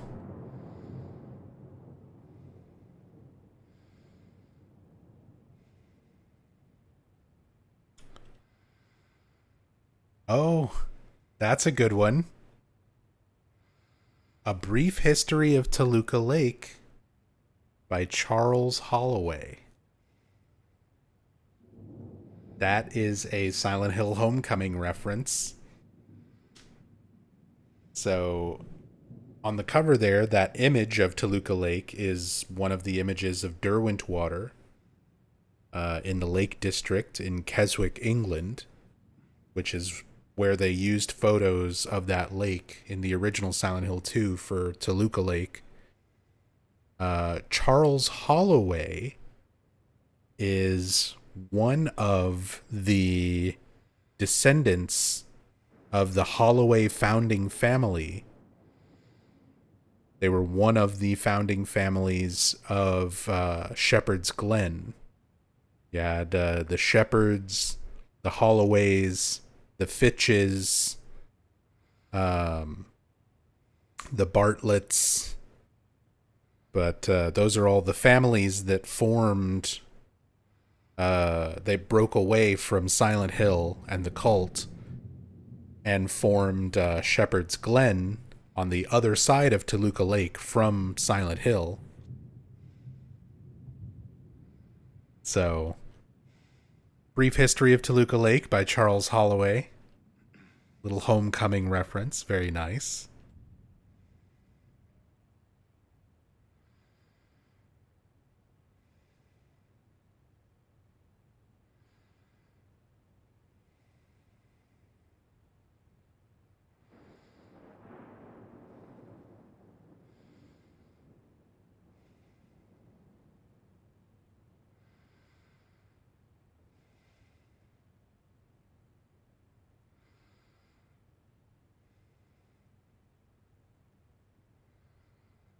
More vintage photos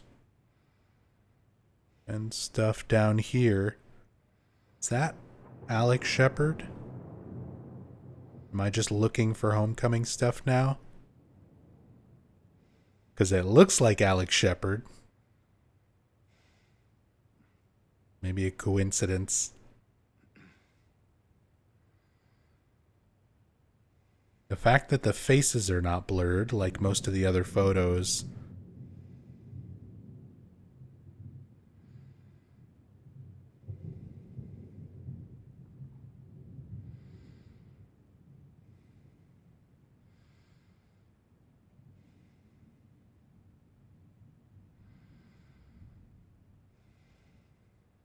Although we've seen some of these, like this photo, the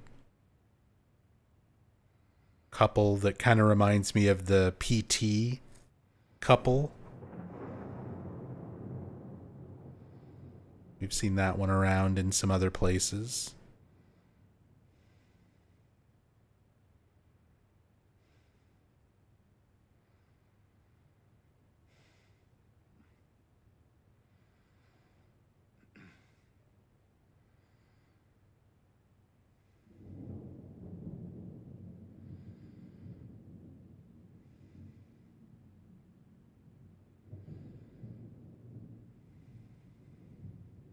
The woman holding the baby, we've seen that photo.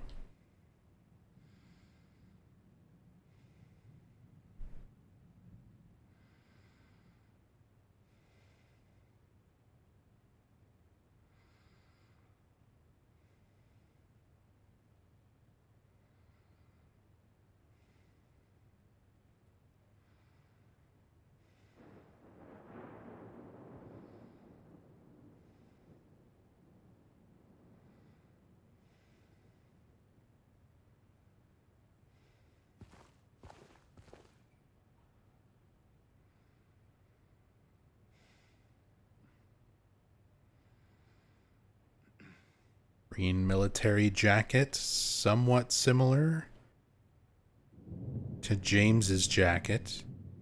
A little bit different.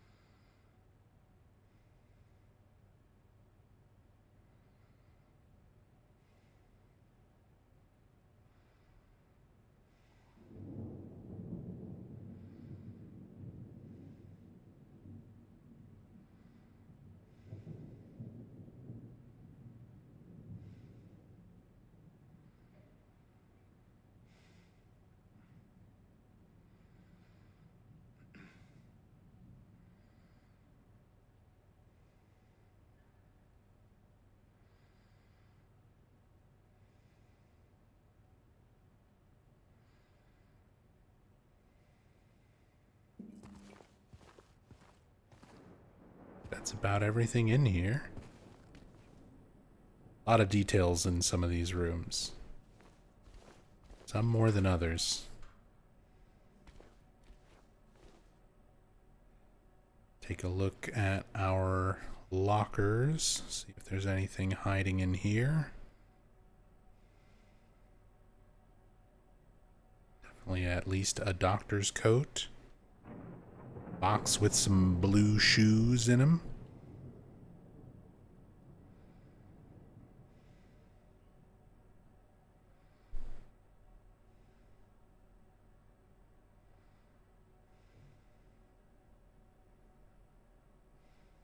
These things in the environment, it's just crazy. Little details and everything that they went through the effort of putting around. Stuff you don't even interact with, would never normally see.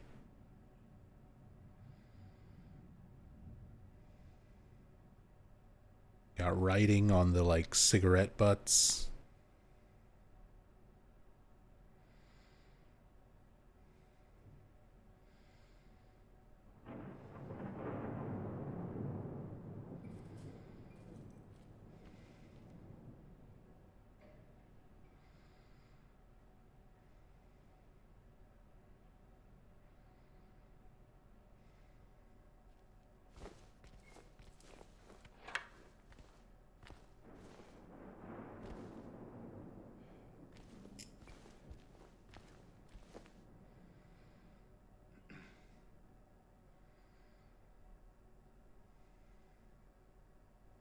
Bunch of clothes and things kind of piled up on top of the locker. There are boots up here.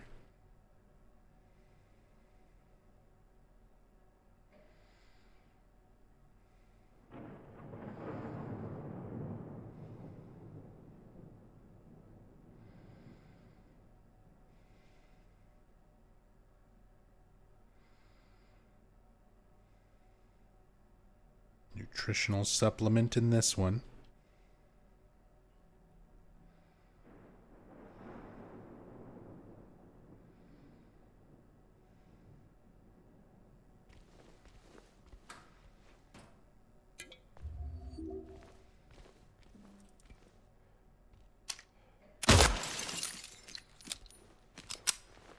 Nothing hiding there.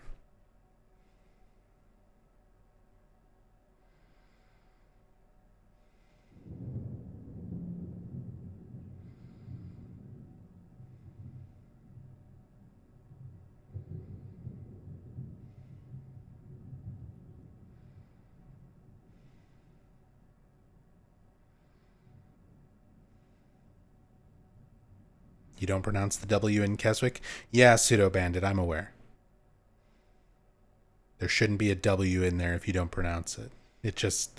It's at odds with my brain. I'm not native to that part of the world. It's not something that I'm used to leaving out when I read the word. I went on a whole tangent explaining that much earlier in this playthrough.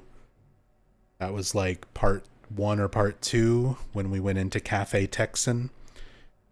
There's a bunch of different types of alcohol, beer on tap.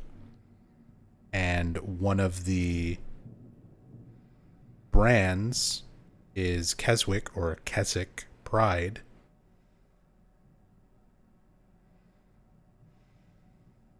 Which is also just that reference to the origins of the Toluca Lake photos from the original Silent Hill 2. But again, I'm not from there.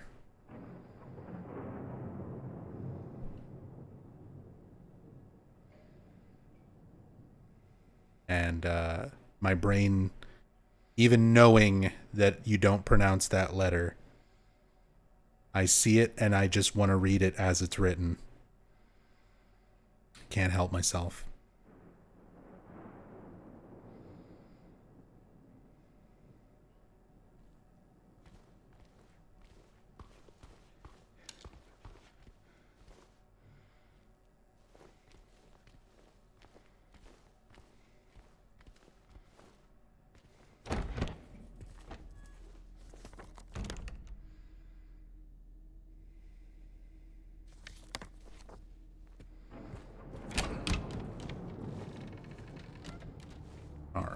That all loops back this way. Check out the day room.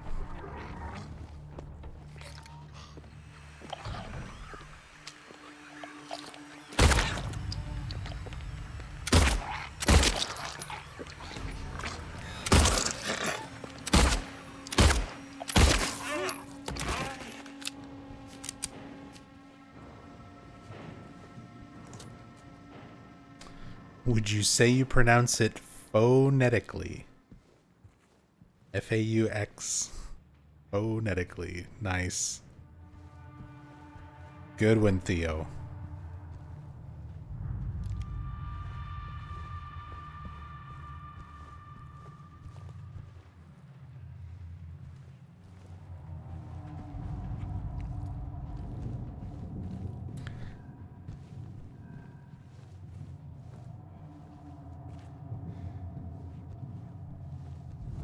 I don't know. Linguistics are stupid.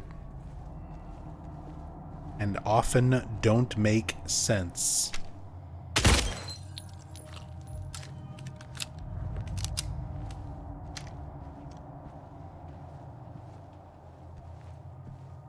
For example, I'm from Austin, Texas.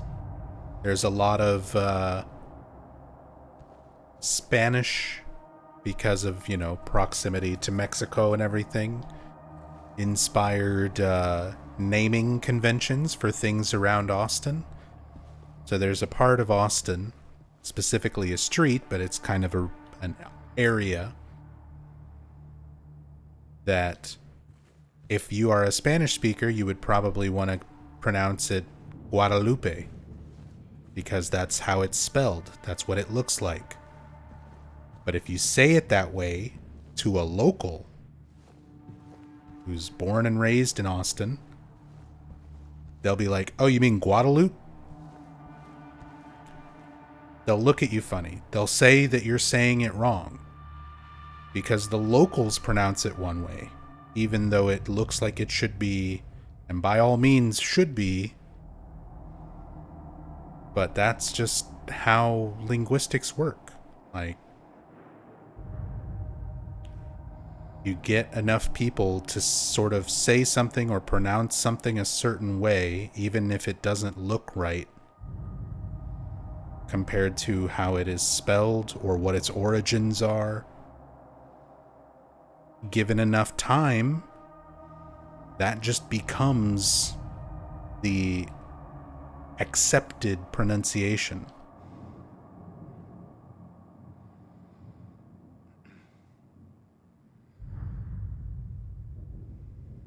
Linguistics are stupid. Language does not make sense. It makes sense until it doesn't.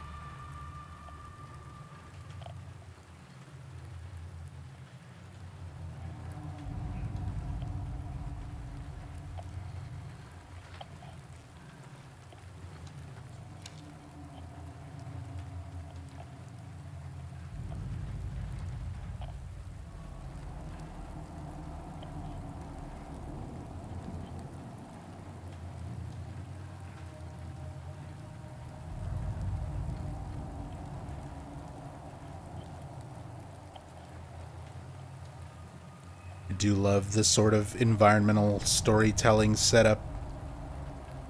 The broken window, the blood everywhere.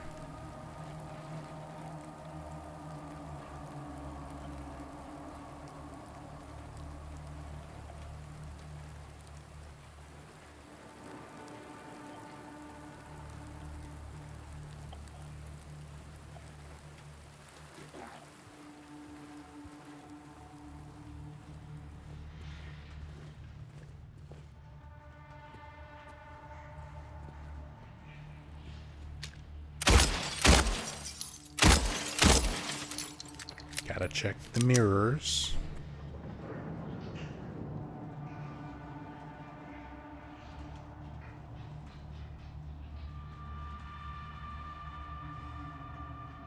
If there's any new medicine bottles, they're getting less and less polygons by the minute.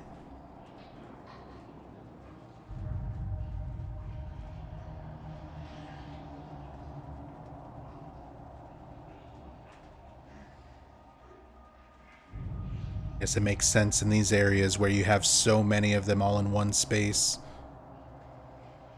Gotta save on those resources.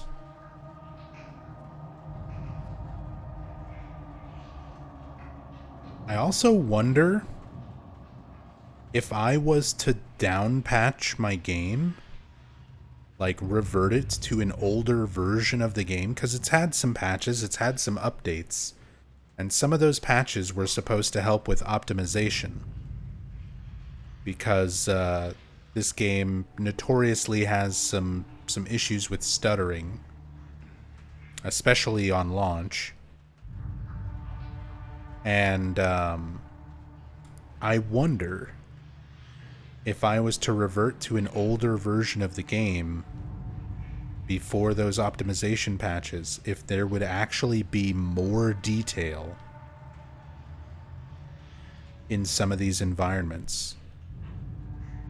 Like, some of these things may have been changed as part of that patch to make the game run smoother.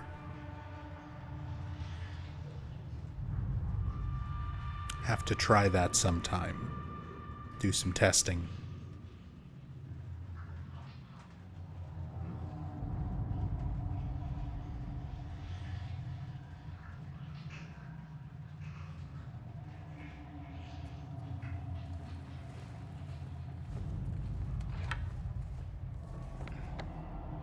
That opens up the pharmacy.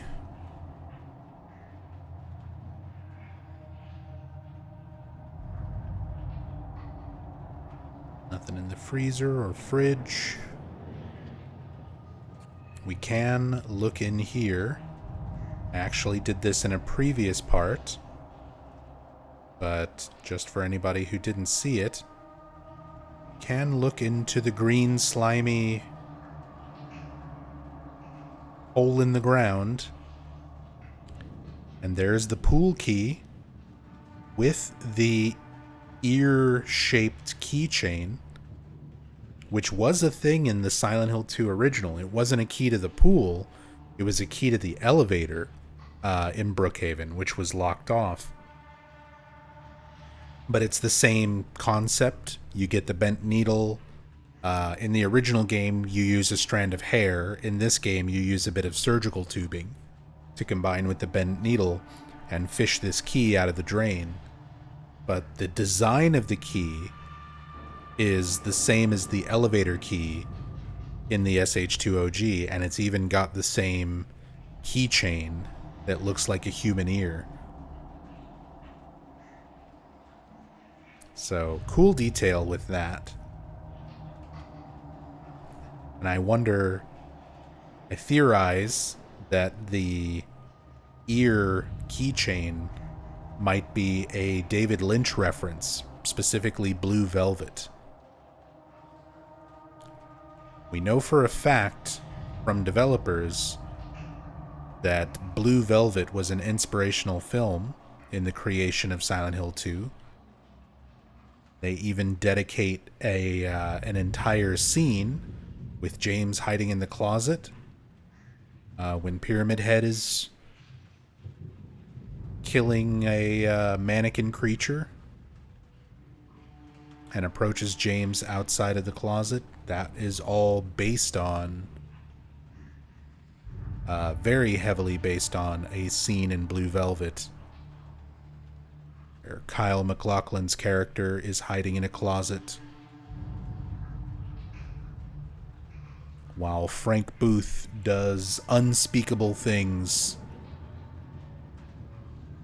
to a woman. Things that I cannot say, or else I'll be demonetized. But Blue Velvet, it's a great movie. It might be the reason this is an ear. Because the plot of Blue Velvet kind of kicks off with Kyle MacLachlan's character finding a severed human ear while walking home.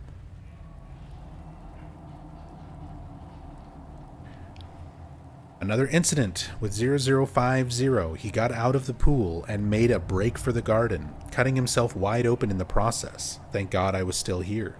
He was completely manic, screaming. Had the orderlies hold him down. Barely managed to stitch him up. He's back in his room for now, sedated. So we kind of get the story with this patient.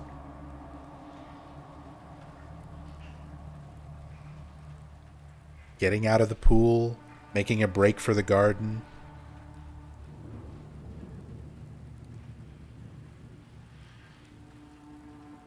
And cutting the shit out of himself in the process. Which is why we have all the blood on the pages, on the table, all over the floor, trailing up to the broken window.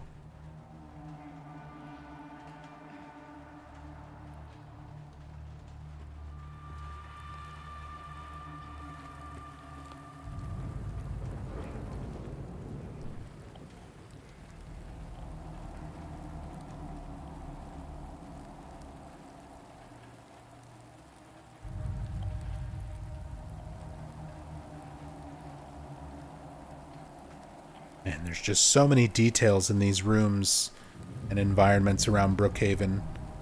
Even though a lot of it is repeated assets, I'm still trying to like check everything fairly thorough, but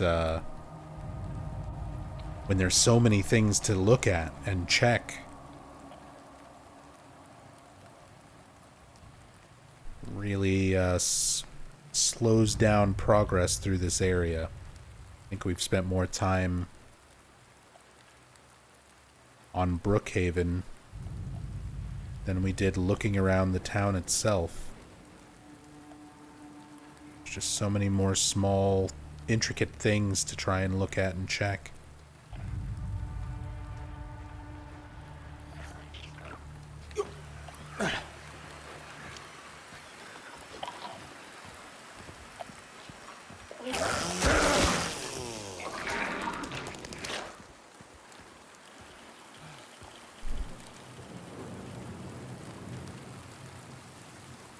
Nothing rendered on the upper floors, but nothing rendered on the roof either. Oh yeah, we get a good view of how the rain effect works in this nice big open area. You don't need to have the rain work across an entire section of the map. You just need to have it work in a radius around the player character where their camera would normally be to give that effect. So the rain is just kind of a big cylinder that travels around with James.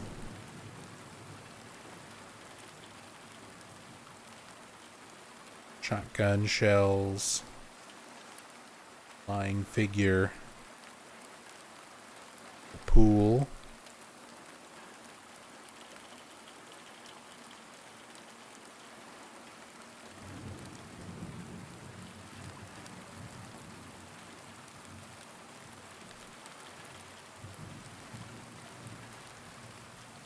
Mannequin hiding over here.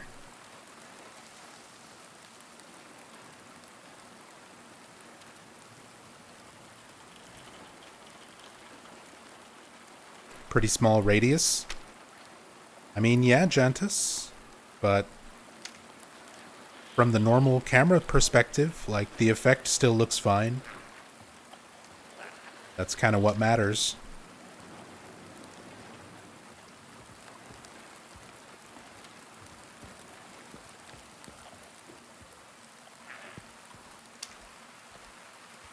I wonder, can I shoot through the little gaps? Oh, it aggroed.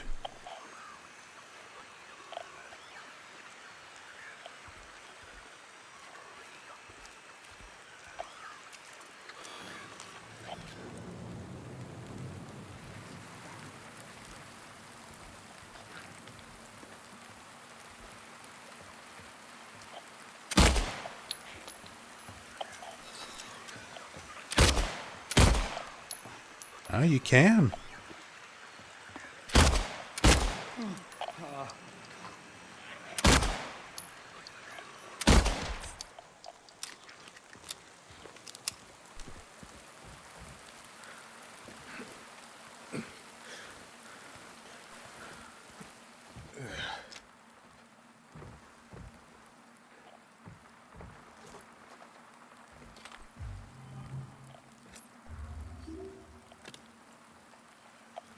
A small chest. No fancy finger for the small chest. Can we clip in it and see?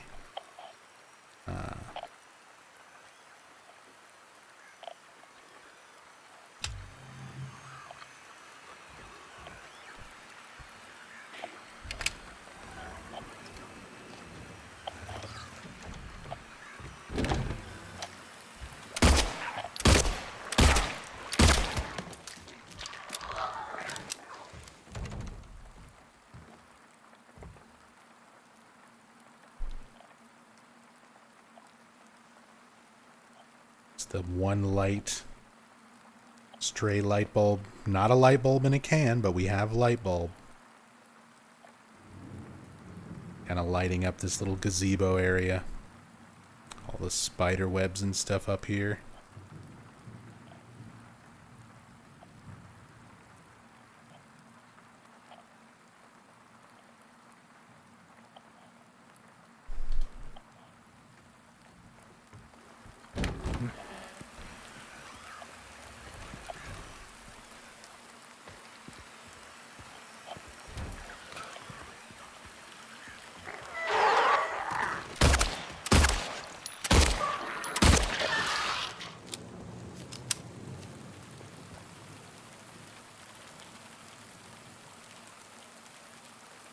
This area you're normally not supposed to be able to access, so not very much is rendered out this way.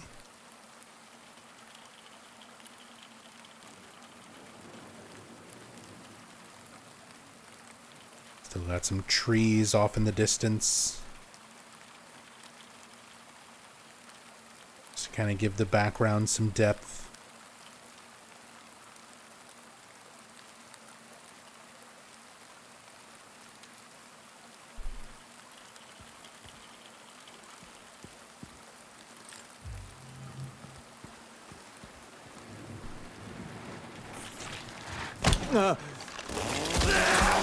I knew there was another one here. I couldn't remember what side.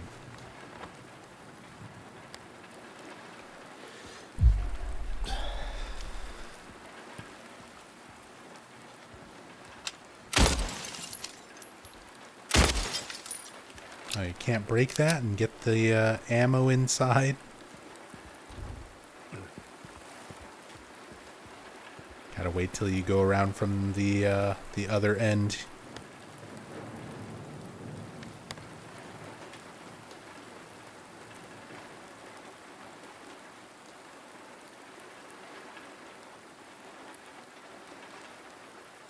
Oh, that was this little hallway. We've already been in there. Just didn't pick those up.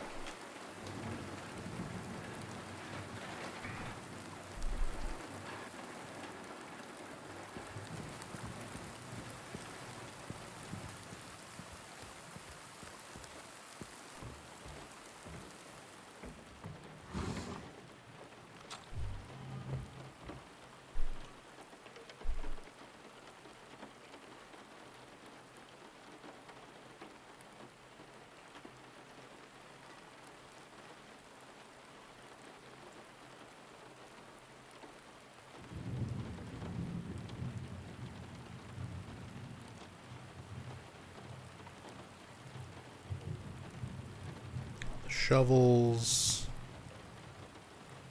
fire hose,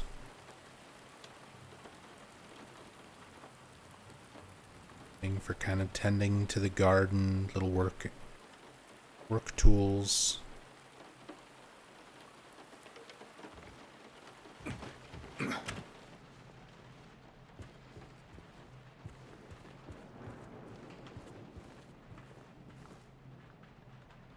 Alright, the pool.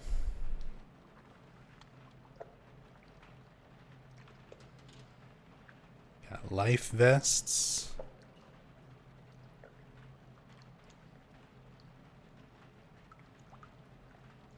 What I assume are supposed to be life vests. Little floaty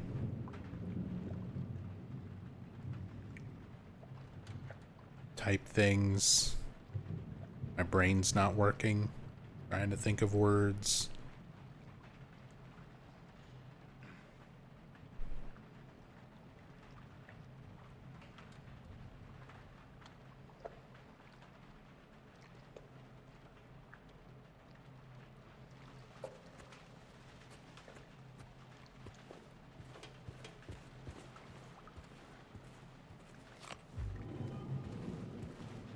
Life preservers.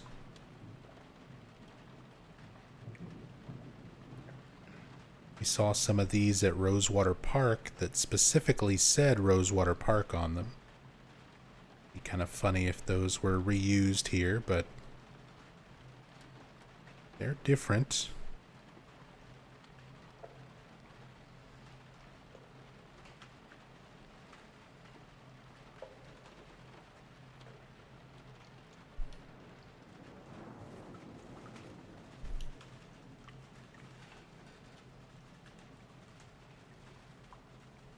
We can even go under the water, see the eye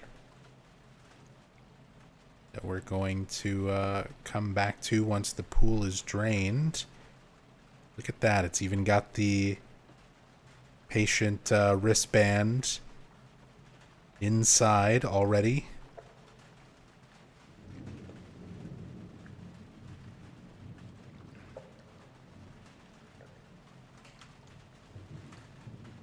Oh, you can even see kind of how they handle the pool draining.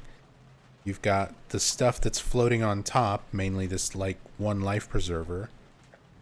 And once the pool is drained, you just already have that asset down at the bottom. So you just remove that, and then this one is revealed, the lower water level. Already got the lying figures down here.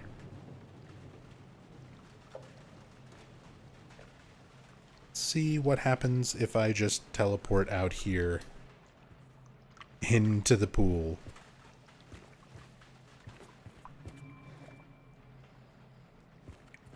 Before it is drained. I get the prompt to break the wall. That's kind of funny. I'm trying not to sequence break too much, but in the name of science. It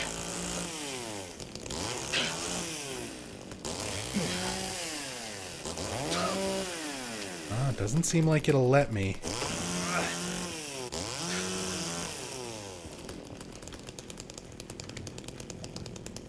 There's even like a barrier right here.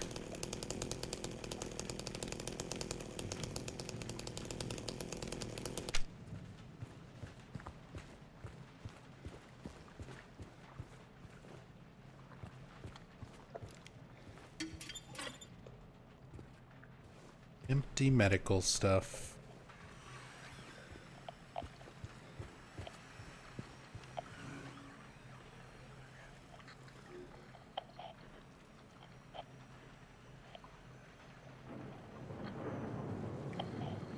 See the valves.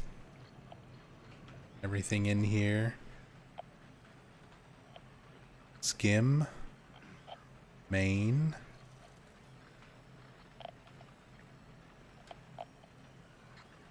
Once we lift this up, already see all those little details in it.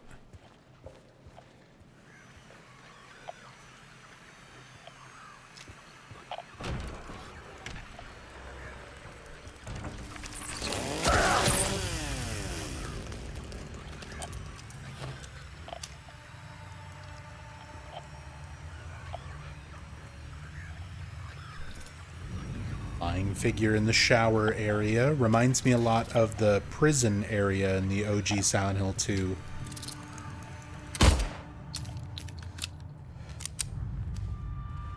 Where you pick up the tablet of... that the oppressor? No, that's the one you get in the cell.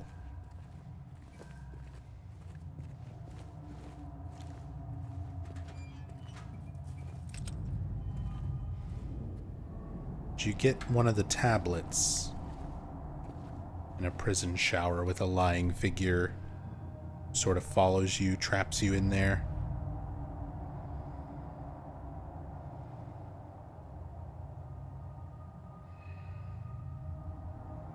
Safety private, unlock, mind the step, safety, pressure, mind the step. Filler text. We've already seen this stuff before.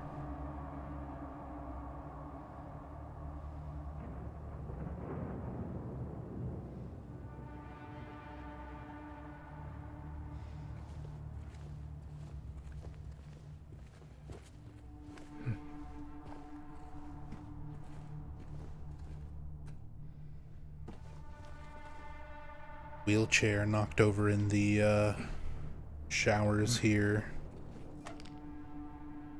It's our medical tube, so we can get the key out of the drain with our bent needle.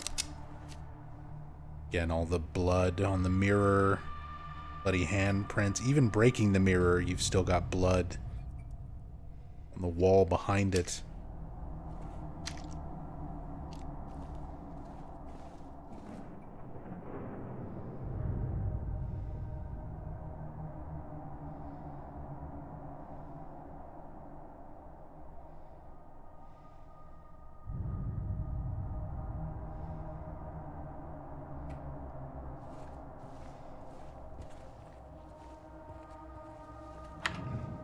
Do not leave any personal belongings.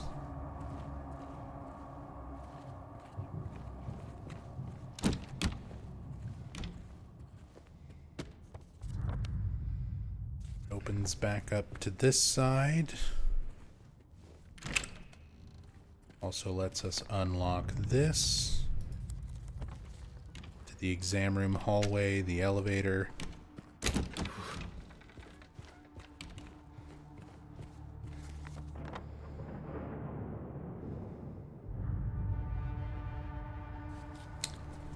Now we can go back to the pharmacy.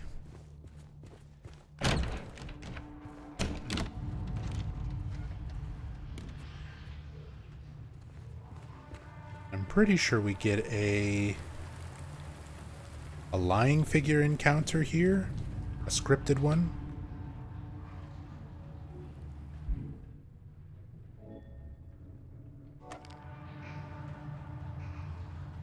Our medical tube with bent needle attached.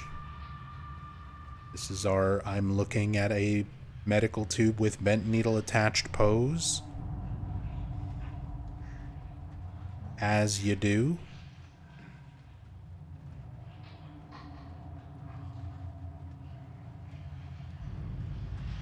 That face.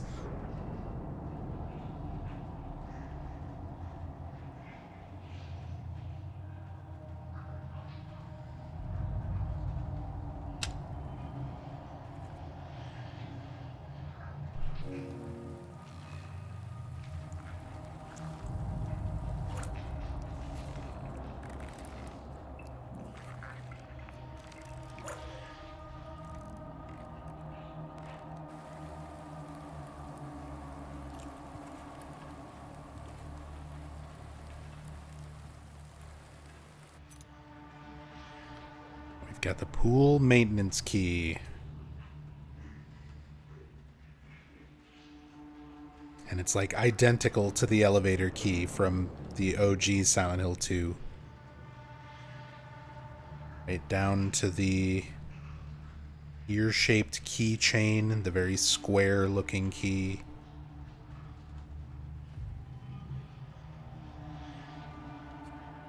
See, now that that's gone, take another look in the drain. Yeah. Be funny if there was something hidden under the key.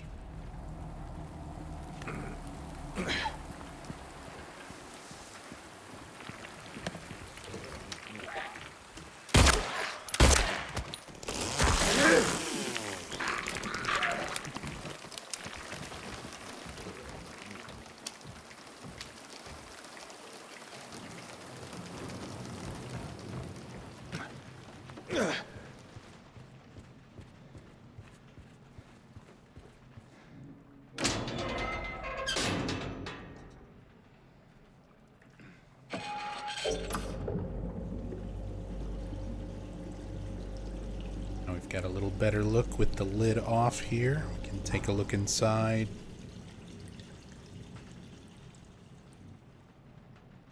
The pool pump or drain controls are pool with 2 L's, skim with 2 M's, main.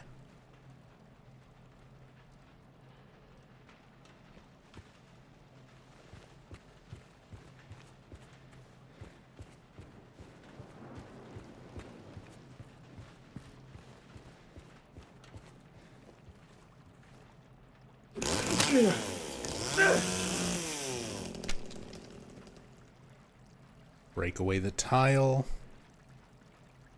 There's our patience bracelet.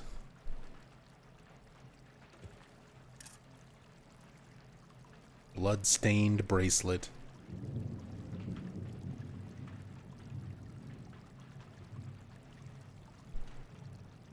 I don't know why I never get tired of seeing James stand in the awkward A pose when he's looking at things.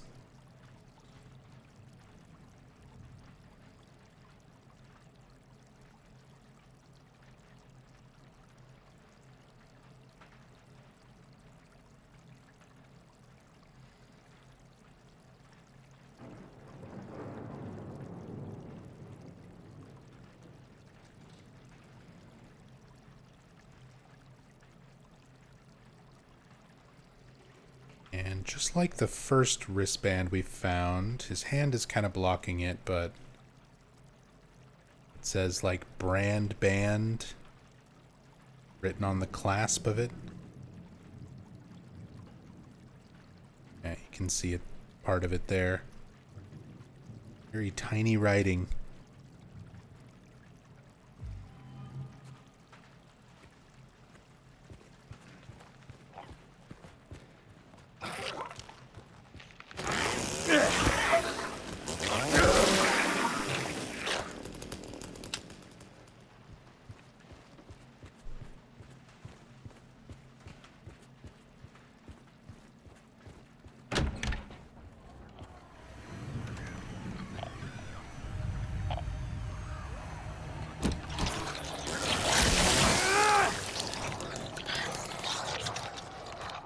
Nurse from earlier got back up.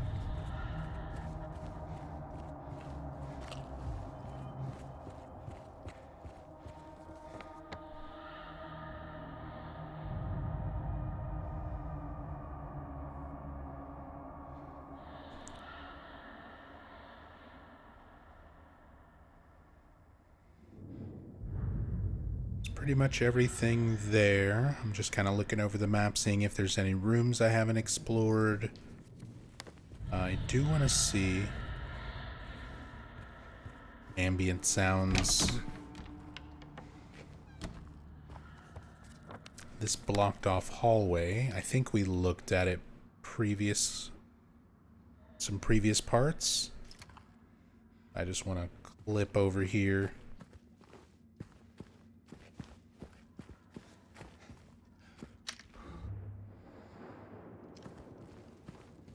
Look at some of these things. Little area you're not normally supposed to be in.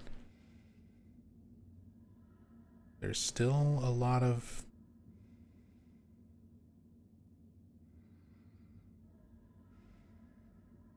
assets and visible stuff over here that I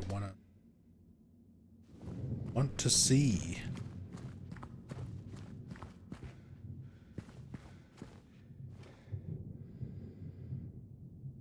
Presumably nothing rendered in these rooms.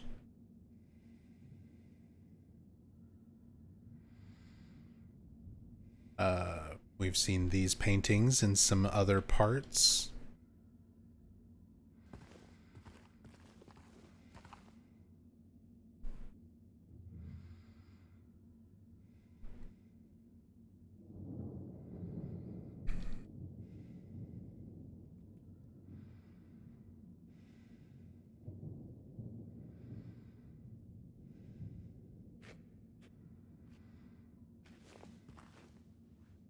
See if I can clip through and see the one behind it.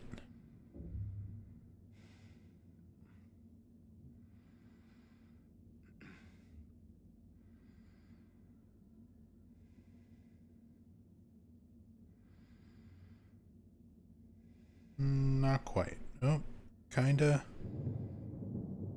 Maybe.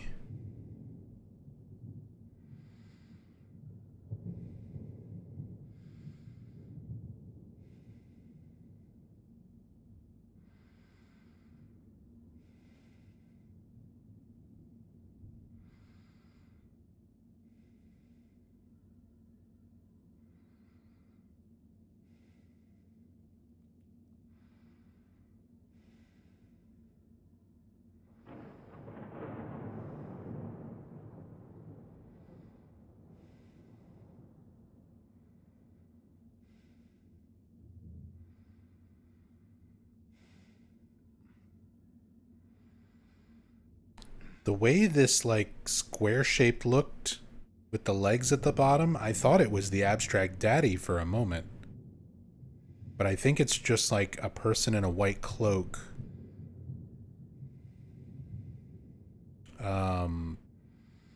That was another one of the Goya paintings, I think. That was the, Witches in Flight, or something like that it was called. Saw it in another part of Brookhaven.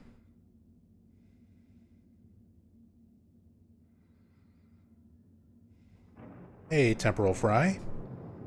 Late to the party? No worries. Yeah, we are kind of getting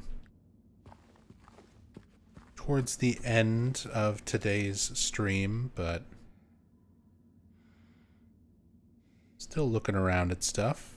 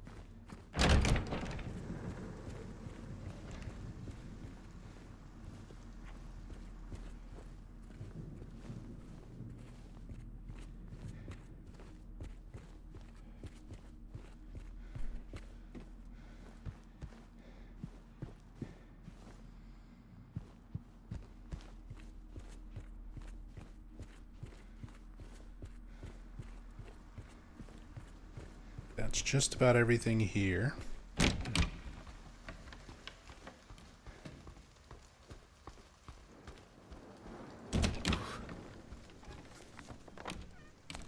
Let's go director's office. Well, let's see how Maria's doing.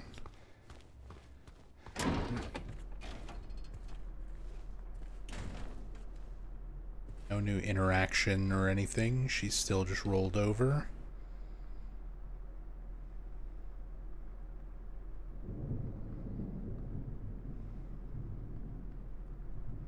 Sleeping soundly. Her eyelids look like they're folded in on each other. Oh.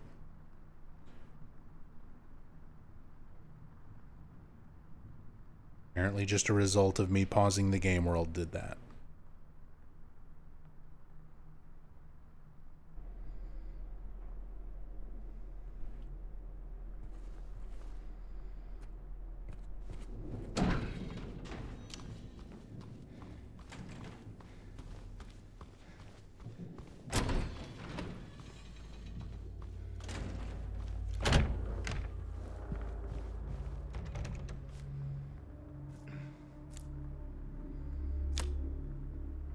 Bloodstained bracelet added to the thing.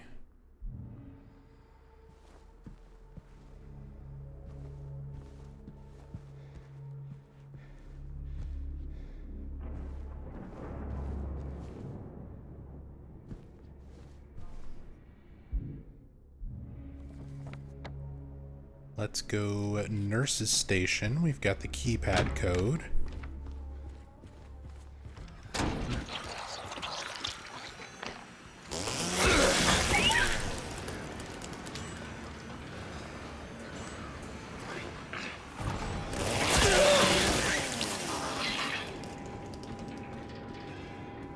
That's right, we get the nurse who just like pops out of the storage room. Opens this up for us.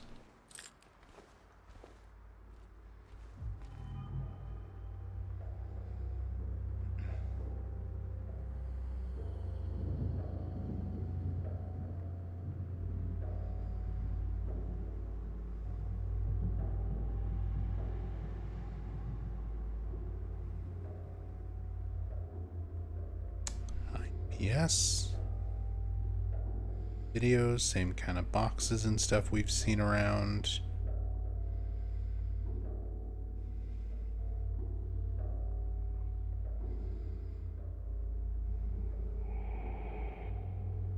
Doctor's coat.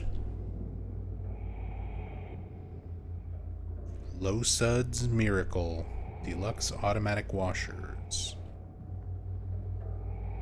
Oh yeah, we've got the Conan Corporation Nobel NG model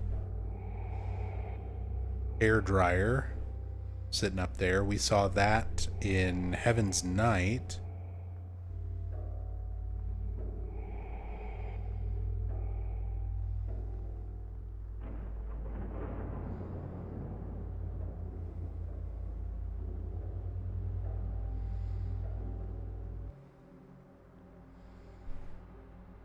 And cleaner, automatic washer. Stuff we've seen. Okay.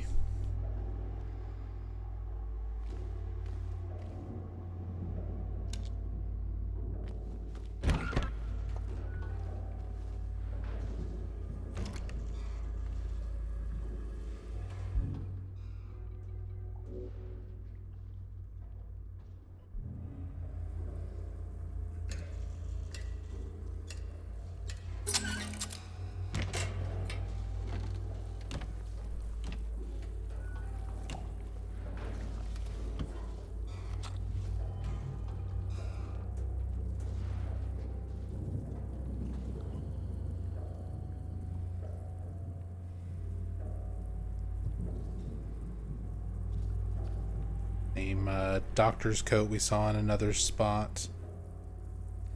The, like, not quite legible name written on it. Foiytz.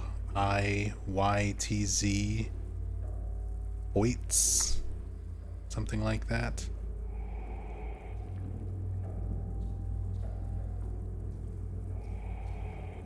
Got some cookie. Got some tea.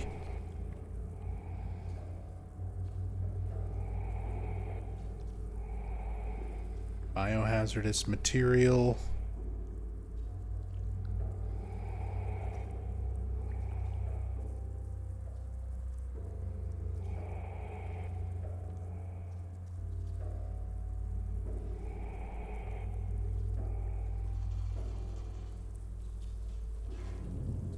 Blurry face nurse photo. Stuff we've seen. Same vintage photos there. Same bottles. Same books and folders. Same proper hygiene poster.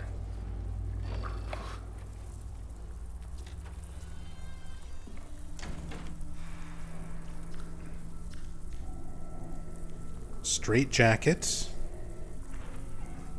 Hanging up on the wall. We saw a straight jacket very early in the game. That was like part 1.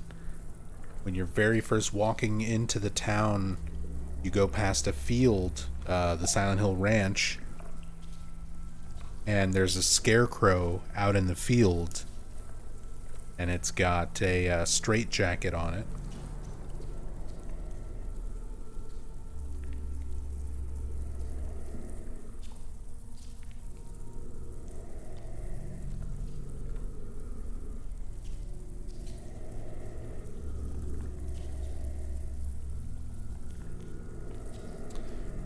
I don't think getting closer with light will help here. Oh, maybe.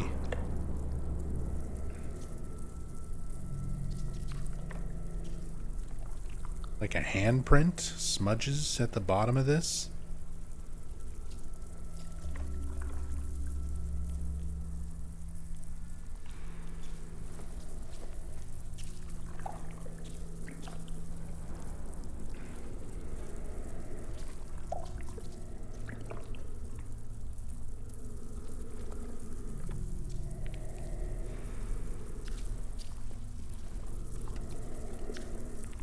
Moldy radiograph.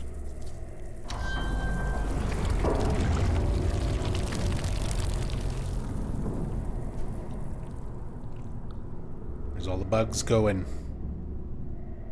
They just like vanish underneath this bucket.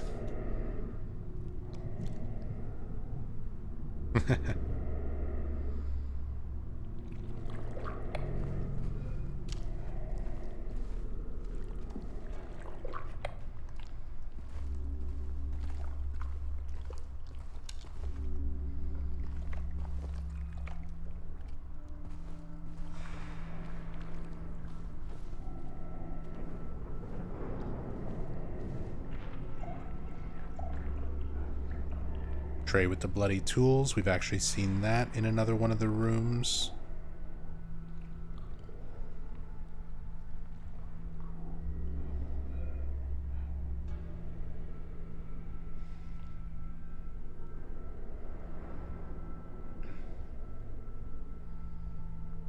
High voltage warning on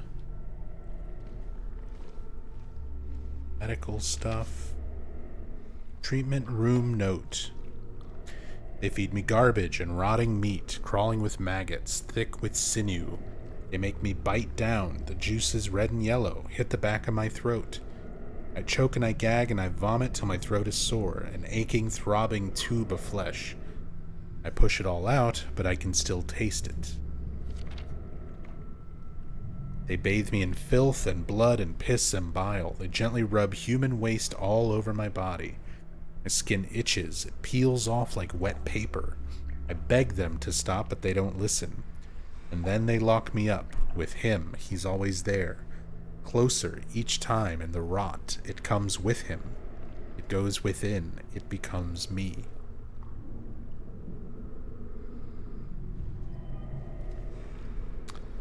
Good creepy note to go along with all this.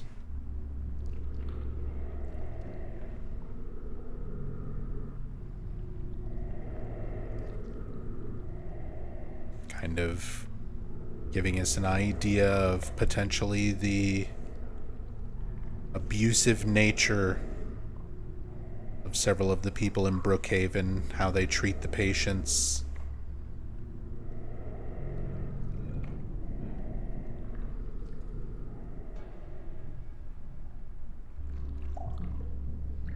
Which is something that is hinted at in the original Silent Hill 2 and Silent Hill 3 as well. Straight jackets.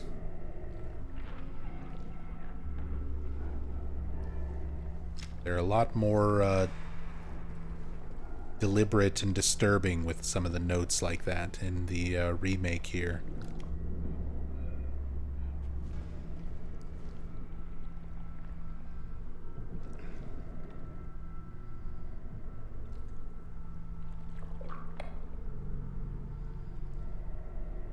Autopsy and orthopedic saw.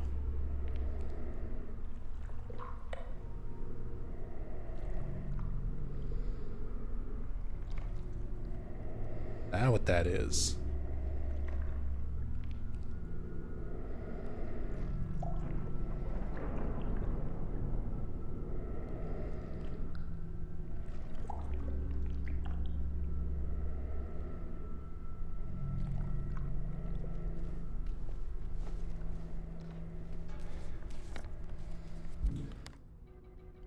Can combine our moldy radiograph and our mold remover.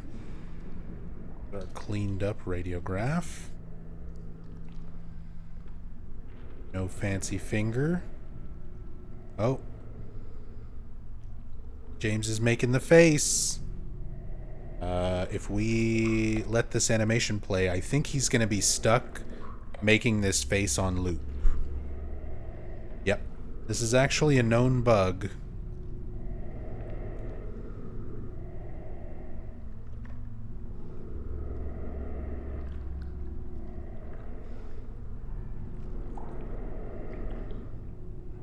This is actually a known bug. James's face animation gets messed up in certain parts of the game. Things can cause this to happen.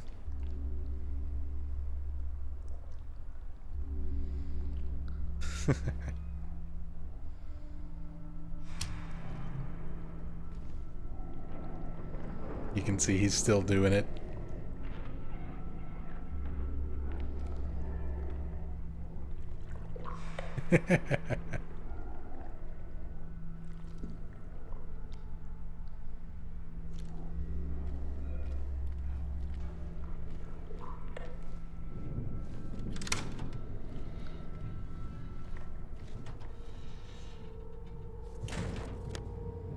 All right, and that opens back out here.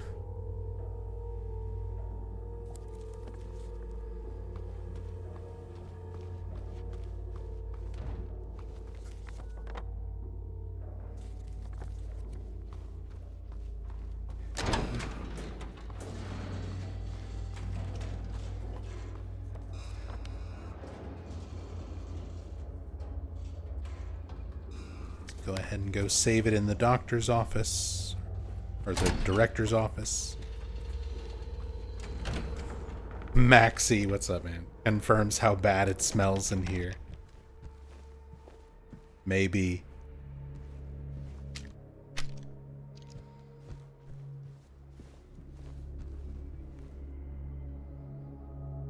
Although, funny enough, I have seen particular fans who claim that this is something intentional, that it's supposed to allude to certain aspects of James's mental state and things like that. I think this is clearly a bug. But hey, you know what? If you want to think that hard about it, go right ahead. But for me, I think that's it for tonight. Oh, look, he's not doing it in the save screen.